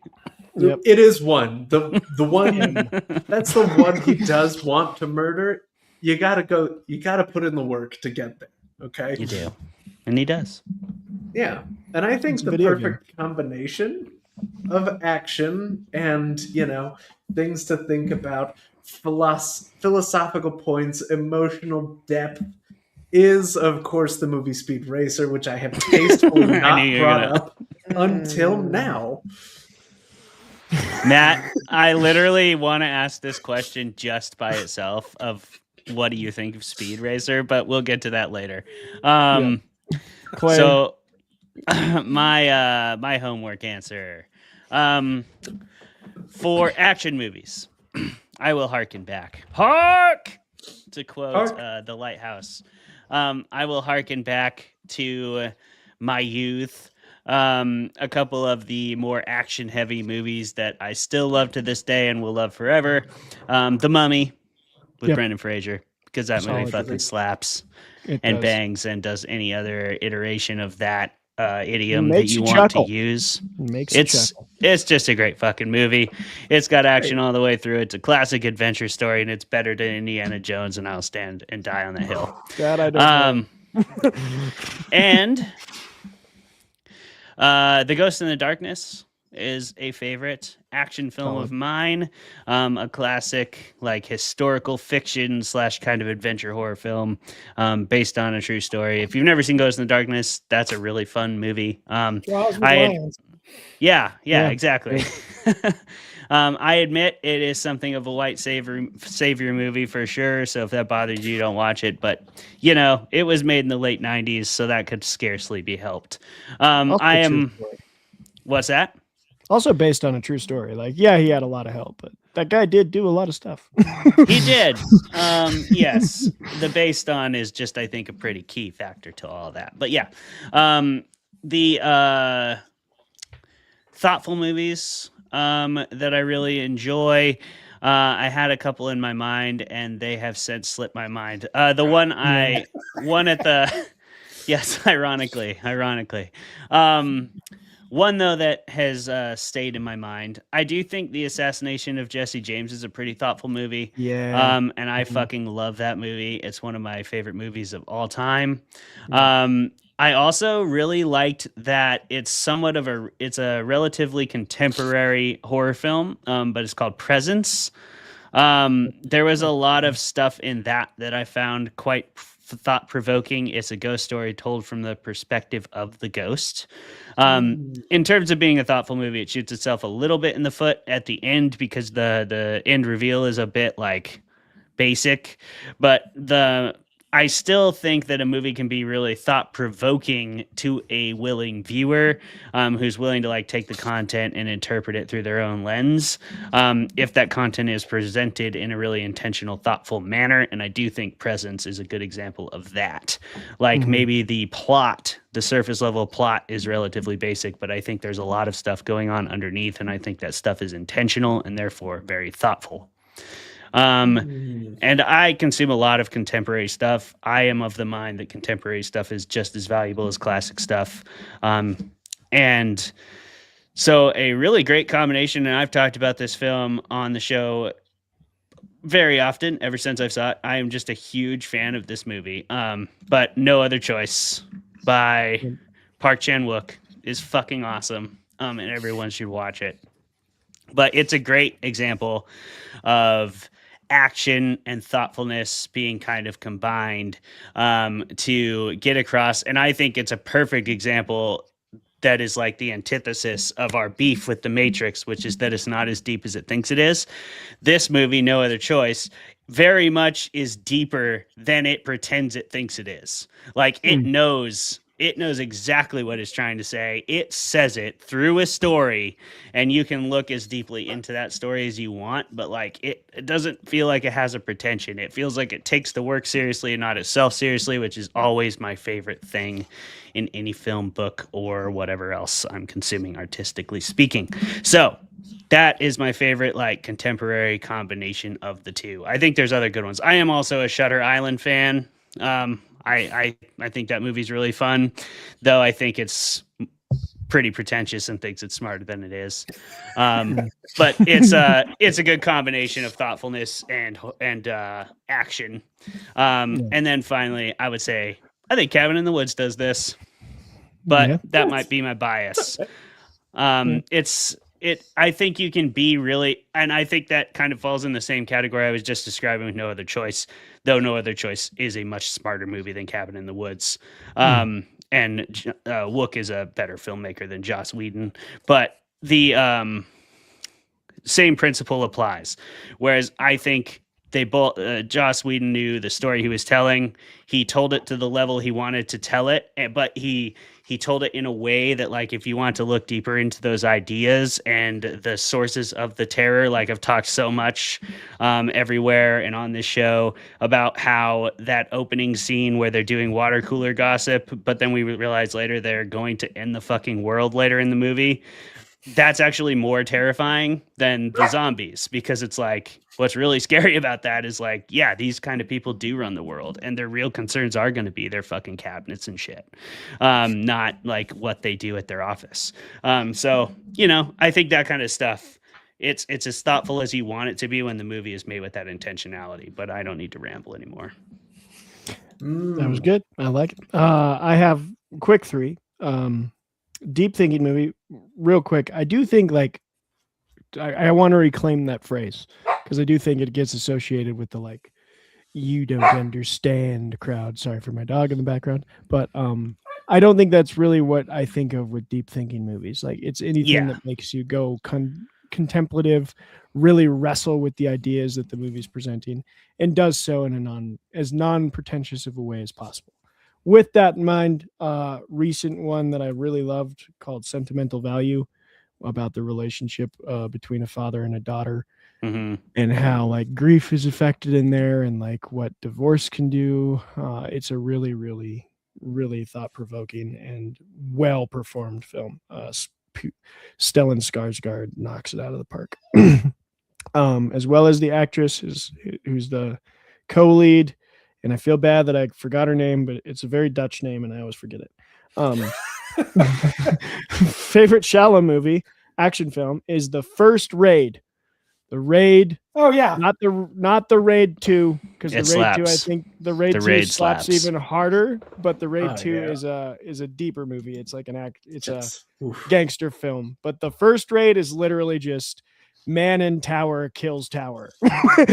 And that's like, it's so good. Man versus tower. Man versus tower is The First Raid, and he wins. He does. And then a movie that I think combines both is, again, one that I've talked about way too much and will not talk about anymore, but I think the action sequences in No Country for Old Men are criminally underrated and incredibly thrilling. So that is an action film in many moments, and every other moment is one of the smartest, deepest, most well-executed scripts I've ever seen put to screen. So that's my 3 answers. And Good speaking choices. of No Country before for you Old get Men, into that, what? I do have, you brought up a good point, and it's not necessarily the thoughtfulness of the movie, but the thoughts it provokes within you that really make it something special. With that in mind, I do think that the most thoughtless of books and movies and TV shows tend to provoke the most thoughts out of me. So, like, for example, which we have covered on the show before, the Santa Claus provokes a lot of thoughts that it itself is very much not thinking. So are you arguing that the Santa Claus is a deep thinker? No, I am not. Okay. Matt Ruff, I want to know, Jeremy's set up some really delightfully fun questions here. A, thank you. What do you think of Speed Racer? And B, is the Santa Claus a deep thinker? Starring American heartthrob Tim Allen. Never seen the Santa Claus, unfortunately. Probably fine. And I have seen Speed Racer's first 5 minutes twice and don't stop it both times. And so everybody tells me it's great, and I just greatest movie start watching it, and I'm like, I don't see it. And I've just never made myself get to the point where the supposed brilliance kicks in, and I probably should, but I haven't yet. Look, the first 5 minutes, it is like that the whole time. Yeah. Okay. True. Well, then it's probably not for me. I do think I would not have finished that movie if I hadn't been forced to for the show, and I would have been with you, Matt. I probably made like 5-10 minutes and been like, I'm done. I mean, if you want to invite me back sometime and force me to watch it, I'll go for that. God, Of course, yes. then I'm going to roll the damn die and have to defend it as the greatest thing ever, and that's going to be a challenge. you know it'll happen. I do have a couple more questions, and we have a bit of a clock, so I do want to move on here. But we talked about a lot of iconic films, and I want to talk about icons because Matt, let's not. We got to lift you up on a pedestal a little bit because your books are amazing. One of them has now become a very famous adaptation on HBO. I hear a lot of people talk about Lovecraft Country, and people who've read the book and watched the show. Across the board, I'm not just lifting you up here, but across the board have said that the book is amazing and better than the show. So you have become an icon of a sort, and I'm just curious, from a person who's wrote an iconic book that is now an iconic show, is there someone you've met who is an icon that was like you were like a fanboy and lost your mind, and what was that like? Oh, I mean, I've had plenty of instances where I've met famous people and been kind of tongue-tied about it. Although, I mean, just meeting actors and actresses when I got to go on set there, that was always kind of astonishing. I mean, the author I am most impressed by, I continue to be most impressed by, is a guy named John Crowley, who a lot of people have not heard of. He's a writer's writer. If you know him, you understand why he is so revered by other writers. And unfortunately, he's now suffering from, it's not dementia, but it's some kind of, I think he's in his 80s. And so he's written his last novel. He doesn't have the concentration to write long fiction anymore, unfortunately. But I am very glad to count him as a friend and to have gotten to know him, because I learned a lot from his work and I've been very inspired by him. So he would be probably the person I would pick most. And I'm also fortunate to be good friends with Neil Stephenson, and he's just a lot of fun to hang out with. And if you know Neil is the kind of person who has a lot of interesting people in his circle. So if you go to a dinner at his house, you will meet cryptographers and inventors and all sorts of other interesting people. So that's kind of a nice thing too. But yeah, that's the nice thing about reaching a certain level of accomplishment as a writer, is you get to meet some of your heroes, and some of them actually turn out to be nice people. They don't always do. There are some people you're better off never meeting or being in a room with, but I've been fortunate that way. And what's so funny about Lovecraft Country is just a lot of that was just the timing. The book came out at just the right time, and the secret sauce was that Jordan Peele had decided he wanted to get into horror, and he was working on Get Out and thinking about his next project, and somebody got him a copy of Lovecraft Country, and he fell in love with it. And I get a call from my CA agent saying, this is odd. He's mostly known for comedy, but Jordan Peele wants to talk to you. And I said, sure. And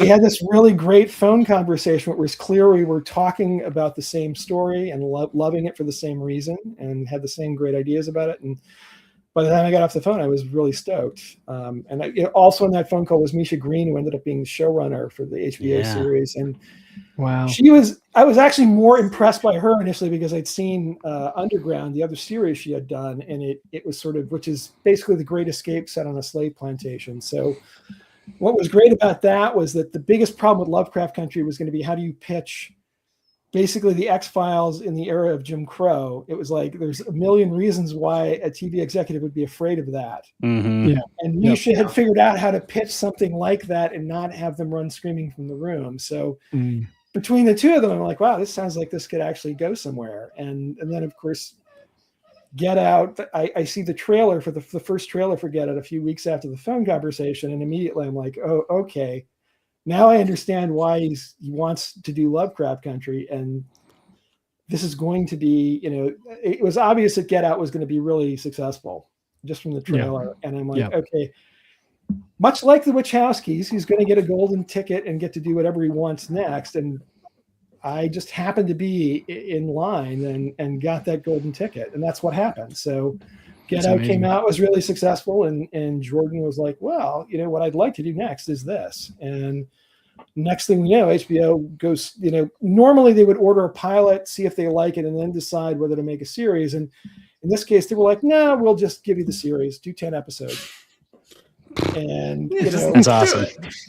So, 35 years as a published author, and suddenly I'm an overnight success after all that time. So it's nice if it happens, and that may very well turn out to be the pinnacle of my career in terms of commercial success and critical success, but that's fine, So that was a fun ride, and I had a great time with it. And I've been glad that I've still got 2 more Lovecraft Country books I'd like to write.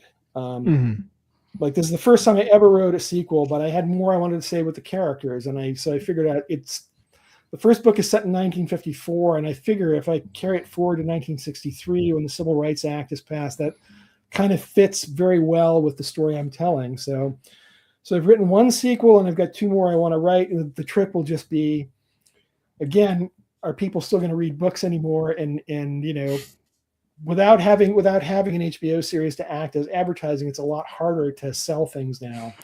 So, yeah, that's true. So I've got the sequel did well, but not nearly as well as the first one. So now I've got to figure out, I will write the next 2, and then I will somehow, hopefully, find a way to get them published and get them people to know that they exist. So, but right now I'm working on something else. It's a science fiction murder mystery and about AI and bad parenting. That's my short description. And I will, I'm not quite ready to get into more detail, but that's sort of the basic idea. So nice. Clay or Jeremy, have you met any your favorite icons that were enjoyable experiences? We don't have to talk about the ones that don't meet your heroes.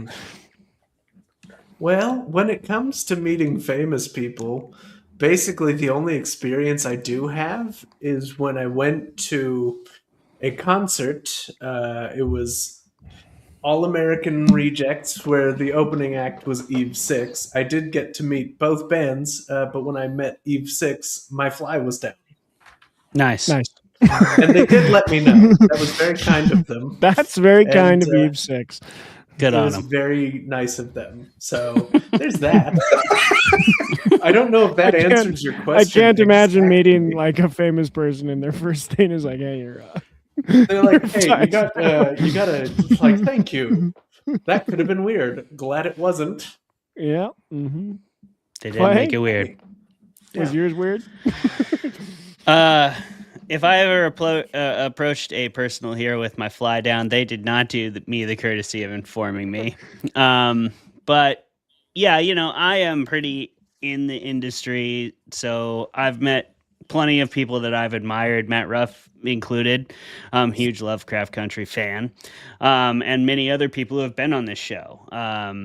I could list them off, but I'm not going to, because then I'd forget somebody and I'd feel terrible. But we've had the luxury of meeting a lot of these people that I profoundly admire. I've met Stephen Graham Jones, who is literally my favorite author, so that was awesome. I've also had a beer with Paul Tremblay, which is something I never thought I would do. He is another of my favorite authors. Adam Neville. I sat at the bar at last StokerCon with Adam Neville for like an hour, and he was the nicest fucking man on the planet. And that was just pure happenstance. Like, he was literally just waiting for a long time for a drink, and so was I. And he turned around and he said hi, and he was just a super nice person. So we ended up talking forever. And Adam Neville's super cool. I love his work. The Ritual is one of my favorite novels in terms of like isolation horror. So yeah, I've met a few people like that. I've been very awkward at some of them and succeeded at others. One of the coolest story I can tell is I met one of my favorite rappers in POS. He is a Minneapolis-based rapper. He's fucking awesome. If you've never heard POS, that is capital P period, capital O period, capital S period. And if you don't spell it that way, you will get some other random shitty rappers. But POS is fucking amazing. and he's made a lot of albums. He's a very, very like intelligent, lyric heavy rapper. I think everybody who likes, I know Jeremy and Travis, you guys would appreciate his work, but he's awesome. I went to Warped Tour when I was like a senior in high school, and there's not usually a bunch of rap there. So we went, me and Michael Shea, my friend, we're both big rap fans. So we were looking forward to going to POS because we had his latest album, and we were big fans. His show was super tiny. Nobody was there because it's more of a metal and punk show. If you don't know about Warped Tour, we went up to his show. There was only like 15 people. So instead of performing on stage, POS hopped off the stage. He had us form a circle around him, and he performed in the middle of all of us. And then afterwards, he signed albums and held basically an informal Q&A, just like at his tent, which was just off stage. So we were all just basically hanging out and drinking with POS. This was in Canada, so I could drink at 18. And that was also a cool part of Warped Tour as a senior in high school. But yeah, got to drink beers and like hang out with POS for like an hour. And that was really, really cool. And just the way he did the performance was fucking awesome. We were in like everybody had a front row seat, and he was like right in front of you, like putting the mic in front of your face if he saw you were singing along, and all of us were. So like we all got to like be a part of it. It was very, very, very cool. And just like complete lack of ego to like, yeah, nobody's here. I'm going to hop off the stage and do this in a circle. It was awesome. That's the coolest story I have. That's a really cool one. I'm again going to try and be quick with mine because I want to get more questions to you, Matt. I also met, we have met a lot of amazing people on the show. I have not met as many of them as in person, but I've got to interview some authors I never thought I would even talk to, which is cool. But I am a big American freestyle folk style wrestling fan, and Kyle Dake, the only collegiate champion to win 4 national titles at 4 different weight classes. I went to a summer camp with him that was only like 40 people large, and so I got to meet him. He's a really cool guy, but when you reach that level of like athletic prowess, the level of competitive he was, we played like dodgeball with like 10-year-olds, and this man have fun. He wouldn't lose. like a 10-year-old would be in front of him, and you're like, Kyle, you can like maybe let him hit you once. He's like, I don't lose. Like not even to a 10-year-old. So that was really do that. He can fucking earn it. He can earn that win. All right. Yeah. I want to return to the Matrix for hopefully 1, maybe 2 questions. First one being stories like this where I think the bad guy, well, first I'd like to know if you all agree with me. I think the bad guy in the Matrix is the most interesting character. Morpheus is a close second, but I really do think Agent Smith and the robots, even as a creature, kind of like plugging people in as computing batteries, that's just a fascinating part of the story and the narrative. And Agent Smith really drives a lot of the main parts of the storyline. And I think the performance by, oh my word, his name just leapt right out of my brain. Someone help me here. Hugo Weaving. The performance by Hugo Weaving really solidifies Agent Smith as an iconic villain and drives his character as like a huge presence in the story. So question being to you first, Matt, do you agree, or do you think I'm wrong? Is Agent Smith one of the most iconic parts of the movie, if not the? And 2, what do you think of stories where the villain is kind of the main driving force and the hero takes maybe plays a little second part to that main focus of I would agree he's iconic in the sense of he's very memorable, and I think he inspired other things. I think the only hesitation I would have is that I never really get a sense of. I only get, or that's not any sense at all, but I only get the vaguest sense of what is really going on inside in his head. Like he's not a fully developed character. Mm-hmm. He's still more his attitude and way of speaking than he is a fully fleshed human, or a fully fleshed, not a fully fleshed human being, but a fully fleshed person. I think Cypher is closer to being my idea of a fully understandable villain, whereas but part of the point of Agent Smith is he's not supposed to be fully understandable. It's part of what makes him scary. Yeah. But there is some mystery there. But I generally find that it is more interesting to have a villain with some character. Like you can have you sometimes want the disposable villains or just cannon fodder for the hero to kill, but it's nice to have the big bad actually have motivations and reasons for what they do and some sort of psychology that makes them understandable, if not necessarily, you don't have to sympathize with them, and you can have truly horrible people, but charisma and just sort of some sense of depth is a nice thing if you can have it. The other thing to keep in mind, though, is that a lot of real life, I had an interesting discussion with another author about this, Paul Lafarge, and I asked him, is there any character you would not be willing to write from their point of view? Is someone too wicked? And he said, not in terms of morality, but he just, when he reads about certain people, like he mentioned some famous concentration camp commandant whose name escapes me, but he basically says, if you read about this guy, you realize he wouldn't be interesting to get inside his head because there's nothing there. He's just not, he doesn't have the self-awareness to be an interesting character. He's just vapid and sociopathic. And so a lot of real life wicked people just aren't that interesting in and of themselves. So that's really fascinating. And a follow-up question of do you have a favorite big bad that you've written, or one that like maybe was tough to write, but like you were satisfied with how it came out? Might be two questions. I mean, not all of my novels really have big bads, but I would think that my favorite is probably in Lovecraft Country, Caleb Braithwaite, who is the sort of lead white sorcerer, and he's sort of the kind of bad guy who cannot imagine that he's evil, and that he makes choices that clearly mark him as an evil person. He's the driver of everything bad and difficult that happens to the protagonist, but he thinks of himself as a perfectly reasonable guy. And that's part of what makes him so interesting. And there are other much more thuggish, sort of traditional clan type characters in Lovecraft Country who again, they're there in part because, first of all, there were a lot of people like that you might have to deal with if you went down the wrong road at that time. But I think Braithwaite really makes the story more interesting. And what fascinates me is the number of, and it's always men who read the story and think Braithwaite's not that bad. They're like, well, what does he do? Does he really do anything that bad? And it's like, how long have you got? I can list. What it is he's very nicely, he's very well spoken. He never says, he never uses racial slurs, never says anything nasty.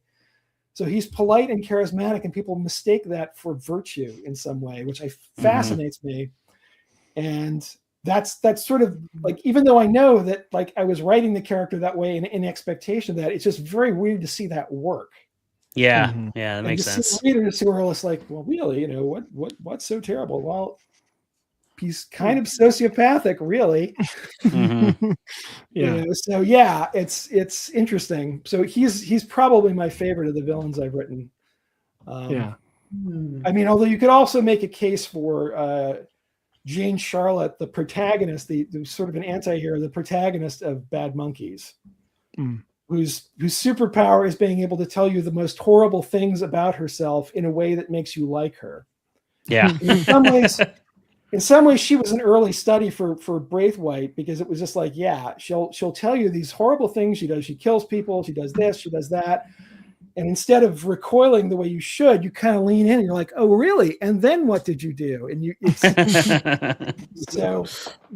she was a lot of fun to write. So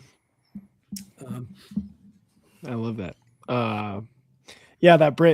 What you said about Braithwaite reminded me of a mentor of mine has a whole thing where he talks about with teaching, a mentor through teaching.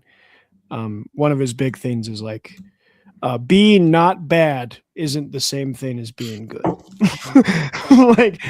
With kids, like you'll see kids that do all of the rules exactly how they're supposed to be, but they do it in this almost like a drone, just go through the motions way, and it's like that's not the same thing as a kid actually being like a good kid in the school realm. But like I think you see that a lot with interesting villains of like you can make a villain like you did that's polite and does the civil thing, but inside there's something more sinister going on, and I think that's really it's scary how easy people are to manipulate. Yeah. I have some protection from that just because I've been doing this. You know, when you're right, you learn how easy it is to get people to suspend disbelief, and you know when someone's trying to do it to you. But still, it's just wow. Oh yeah. Yeah. It really, in a weird way, reminds me of the people of Cricket from the Hitchhiker's Guide to the Galaxy series, where they're just like really great, chill people to be around, but they do also want to destroy everything. Everything in the universe that isn't them. They just see the universe and like, well, that'll have to go. Yeah. But other than that, they're great, you know? To the original question, Jeremy, do you think I'd be very interested to hear your answer about this for Hitchhiker's Guide of like, do you think some of the antagonists are the most interesting characters? It's hard to top 𝘓𝘰𝘷𝘦𝘤𝘳𝘊𝘰𝘶𝘯𝘵. I pronounced the name wrong, but He's arguably an antagonist some of the time, but like when you're thinking about like he doesn't care enough to be an antagonist. He doesn't care enough. He's like at worst not helping, you know.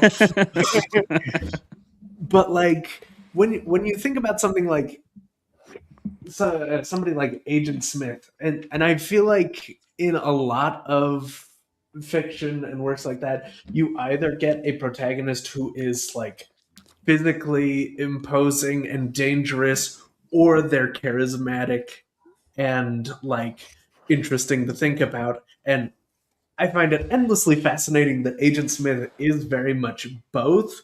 Not only like in a one-on-one fight, 99 times out of 99.5 times he is going to kill you, but he is also like functionally immortal. So if you do manage to like kill him, he'll just pop up as the nearest homeless guy and finish the job. True. You know, and that is him and the other agents. They do pose a unique threat, and I do like him also that he has like this really vague goal that he's not super sure how to accomplish, of like getting out, which he explores a little bit in the later movies to essentially no avail. And like as an overarching thing, I think the robots outside of the context of this first movie are themselves really fascinating things. Like if you watch, say, the Animatrix and you know other supplemental materials, I did go all in. This was prior. I had already done it. It's fine. But you do learn that the robots made themselves look way less human because they were mistreated by humans, and that's why they decided to, you know, rebel, take over, and that's why they look like crazy squids with a million eyes and shit. It's wild. And you know, I think the films and the supplemental materials present a lot more interesting, like thought puzzles and philosophical questions that the movies themselves don't really. Yeah. Clay. Yeah. I think the thing about it really, I think you're right that the agent or Morpheus, in my opinion, Morpheus is more interesting than the agent. But either way, they're both more interesting than Neo, and that's intentional. Neo is he's your looking glass POV type character. He's your looking glass MC. He is the personification of the audience view. In many ways, you can see this as a good thing or a bad thing, but I think he is very much an interpretation of the way the Wachowskis see their own audience. Now, if you see Neo as a dimwit, then that maybe that's how they see you. I'm not sure. I do say "whoa" like that all the time. I know. But I feel like when you use that kind of main character who has literally been unplugged from the reality they know and dropped into the reality of the film as basically a newborn babe in Keanu Reeves' fully adult male body, you could see it as a price, you could see it as a consequence, however you want to see it, but it is the byproduct of using that kind of character that other characters in your film are more likely to be more interesting. Morpheus is already fully developed. Neo is developing before your eyes. So you are developing along with Neo basically at the same rate. That's a very useful story mechanic, but it doesn't make for the most interesting main character, at least in my opinion. I think it makes for very interesting side characters. It makes for stories where the setting is more what the story's about than the main character's journey. I don't think The Matrix is about Neo's journey. It's not really like this profound moment at the end of The Matrix where Neo learns something great and we are all like, whoa, I can't believe. Now I understand that on a deeper level. It's more like Matt said earlier, like we're expected to agree with Neo's final conclusion, but that's basically just what Morpheus and the rest of the Resistance taught him. He didn't really come to many of those conclusions on his own, and information was literally uploaded into his brain. So like he has very little agency as a character, and therefore is very uninteresting in my opinion. Morpheus got kidnapped by a cult. Yeah. He did. And that's fine. Like for him, I'm not saying he's a bad main character for the record. Like, I don't think that's a bad storytelling device. I just think every storytelling device, every main character type you choose is going to have a consequence and a price, right? It's going to have byproducts.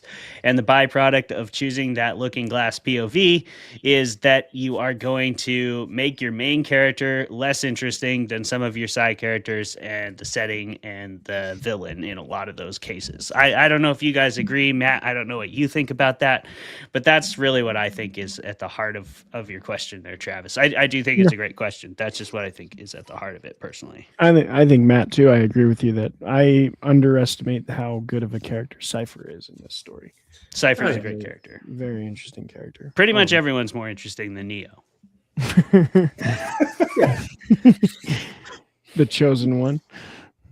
But okay, we are coming up on 2 hours. I have one more question for you, Matt, and this one's not really for everyone else, unless you want to chip in there and point at some of your favorites. But your board game shelf is very fascinating, and I would love to know some of your favorites. Well, the thing you have to understand, though, is I was an only child, so when I played board games as a kid, it was more a narrative thing where I was playing all sides. Nice. And which actually makes me terrible for actually playing board games, because when I play with other people, I don't know what they're going to do. Whereas when you play with yourself, you always do. So I am actually more of a solo video game player these days. Hearthstone, and God help me, I've started playing Satisfactory. That can be a lifetime, profession. Oh goodness. And there was a period in my childhood where I worked for it was a war games company, long defunct now, called Simulations Publications Incorporated, SPI, that was in Manhattan, and I lived in Queens. And on Friday nights, they had open play tests. So I would take the subway, 12 years old, I would take the subway out to Manhattan on Friday nights. And the first, they mostly did like very realistic simulations, on hex paper with little cardboard counters of things like NATO Division Commander or, simulations of Gettysburg, but they also would do science fiction and fantasy titles. And the first game I ever worked on was called The Creature, the 𝘓𝘰𝘷𝘦𝘤𝘓𝘳𝘓, which was basically you build Godzilla with, or some sort of monster, and you would rampage in this little city. And one player would be the monster, and one player would be the Wisconsin National Guard. I love that. Nice. Perfect. A fit combatant for Godzilla, if ever there was one. So that was a lot of fun growing up, getting to do that when I was a kid, and I have some great memories of doing that. So, and there was I'm kind of sad. There was back in the very early days of video gaming, there was a game called Crush, Crumble, and Chomp that you played on the TRS-80 or the Apple II, like the pre-Macintosh. It was like 64K of memory or something like that. And but it's basically, you build a monster and rampage, and but as a moving around individual moves and so forth. So it's not like a live action, more like you're thinking what you're doing. And I've always wished that somebody would do a modern version of that. I would love to see that, because it's a load of fun to just go nuts and set fire. And basically the goal of that game is it would end when they finally killed you, and they always did. But it was like, how many points can I rack up before they get me? That's fun. How much rampage damage can I do? That is fun. And there is another version of my life where I became a video game designer or a game designer, and that's the kind of thing I would love to work on. So, have you ever had a moment where that maybe like creeps into your fiction at all, or that like passion of? Yeah, my second to last novel, 88 Names, is basically my attempt to turn all the time I've wasted playing video games into something I can make money off of. So it's a novel. This guy, the protagonist's name is John Chu. He's a what do they call a Sherpa? Basically, it's like imagine if you're it's a few years in the future, and you've got VR versions of like World of Warcraft, but you have a life, so you don't have 200 hours to build up your 200, build up a palette. Digital Sherpa to grind for you.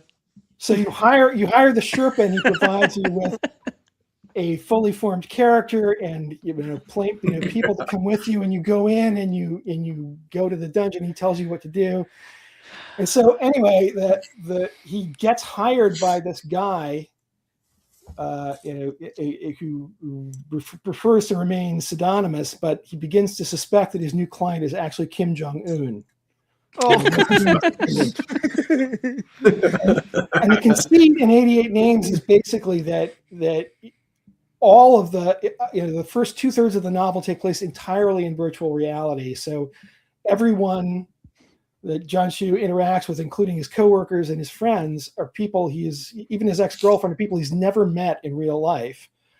So it's kind of like The Matrix in that there's a reality out there, but you are dealing with people who you only see what they choose to show you. And it's the tech is good enough that they've got instantaneous translation. Your voice, you can sound like anything, you can look like anything. So, you can try to research people, and sometimes you'll find, real life pictures of them, and you can say, okay, that person is kind of what I think they are, but you never really know. And so that was the conceit of the book, is like, how do you get along in a situation where everyone you're dealing with, friend or foe, is potentially a completely different person. And then the final third of the book, they actually come out and he finds out what's really going on. But, and that was, and it also, but part of the story is it gave me a chance to sort of create fictionalized versions of all these different online games. So, there's a pseudo World of Warcraft and a pseudo Eve and a pseudo, there's even one point where he goes into a text adventure with his clients. And so it's like literally, go west, go, take Lantern. Take Lantern. So it was a chance to sort of like use all this useless gaming lore I had from my life and put it into a story and have a lot of fun with it. So that I guess would be my Matrix. So if that sounds like something you want to see my take on the Matrix, 88 Names is what you would look for. Hell yeah. I totally want to read that. That sounds awesome. Have you ever played Ancient Domains of Mystery, Matt? It sounds familiar, but I don't recall it. I think you should check it out. It's an excellent. It's just a 2D dungeon crawler roguelike, and it's insanely hard to beat, despite being like $4 on Steam.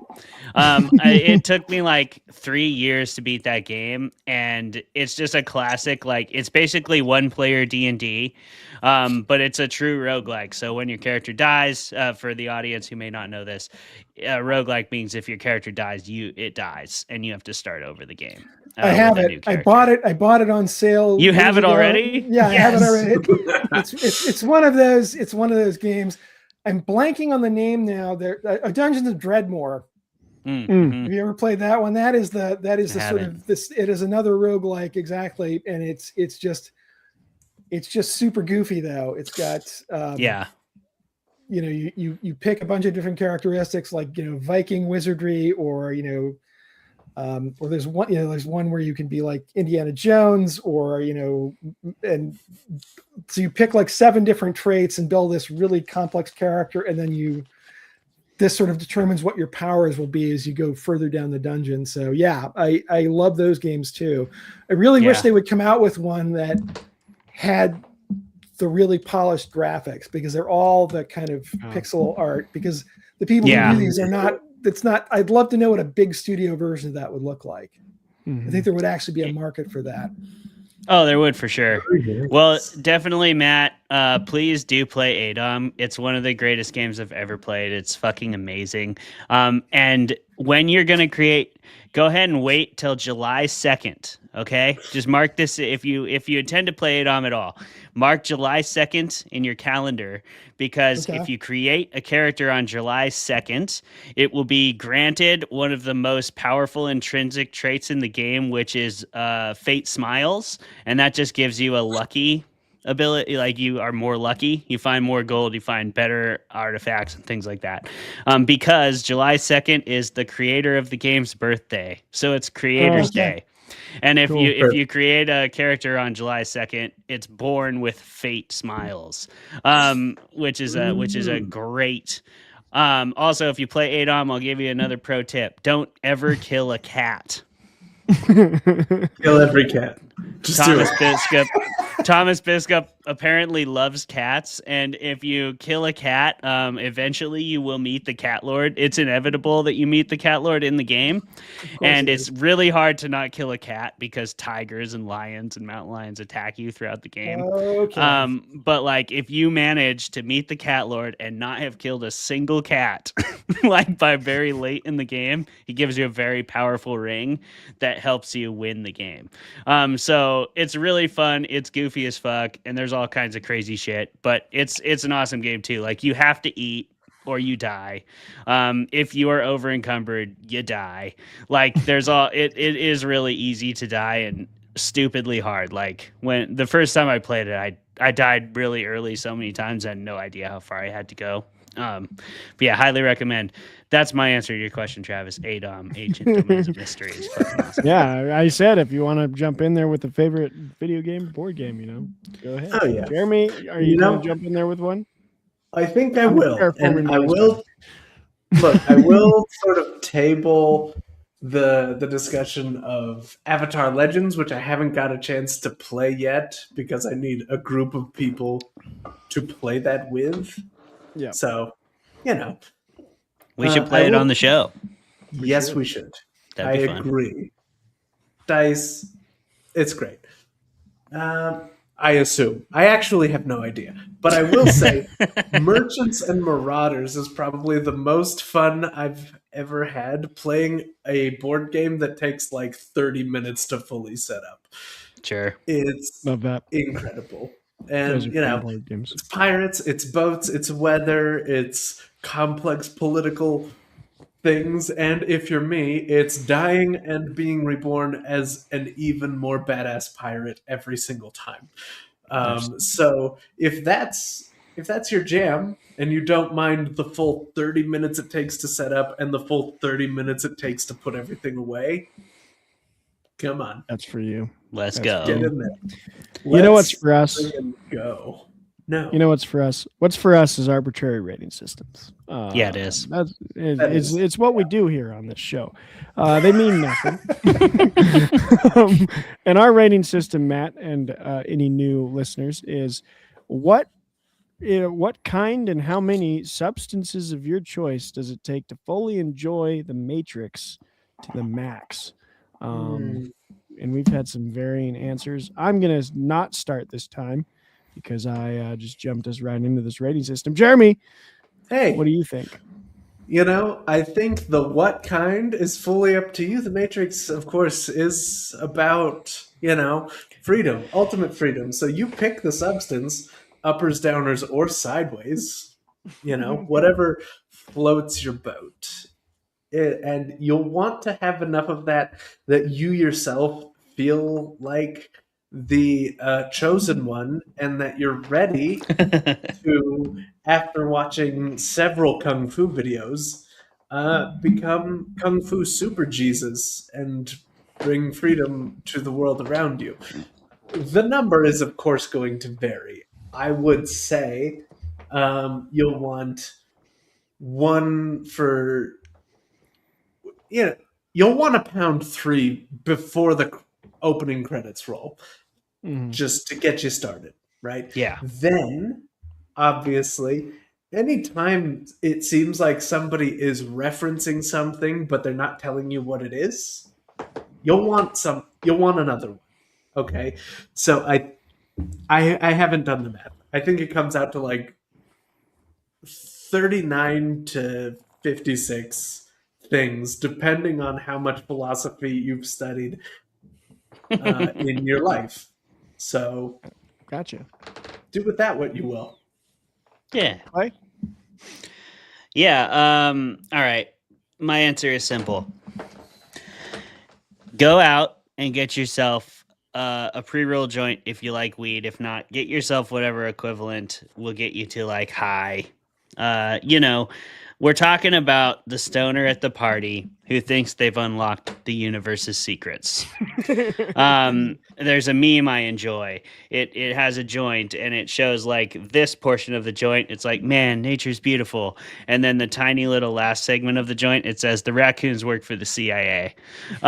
You need to get to the raccoons work for the CIA portion of the joint. Okay. So before the movie starts, just suck that whole thing down to raccoons work for the CIA until you start to believe that kind of thing, because you will be then in the right mindset to believe the Matrix is as smart as it thinks it is. And then you're really going to enjoy it, because you're going to be like, you're going to think you get it. You're going to think it gets you. You're going to think the two of you get each other, and that the rest of the world should just be turned off, so that your version of justice can become the moral imperative for all of fucking society.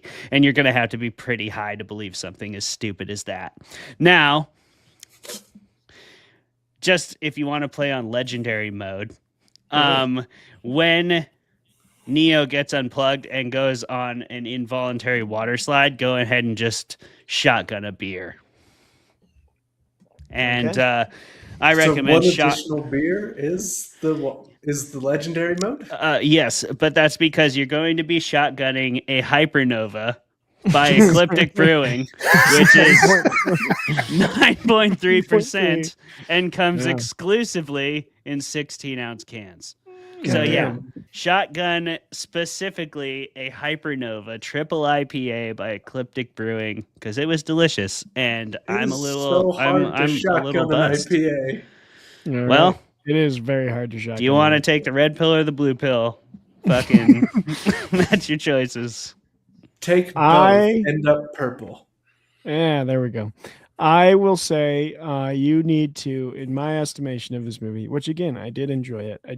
I associate freshman year philosophy student with it.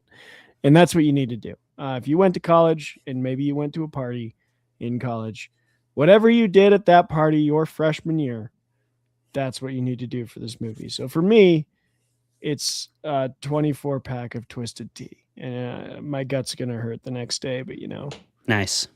That's the system. Matt, that is the perfect metric, the thing you did in college. That is the perfect metric for this. But I think in tribute to the white rabbit metaphor in the movie, I will recommend, yes, enough grams of magic mushrooms that it feels profound. Everything about it feels profound. And, you'll be awake. Unlike if you smoke enough dope, you might fall asleep on the couch before the end. The mushrooms will keep you up, and you'll really feel like something impressive is happening.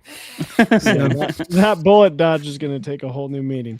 Well, we got you on the mic. Can you let the audience know one more time who you are, where to find you, and anything else about yourself?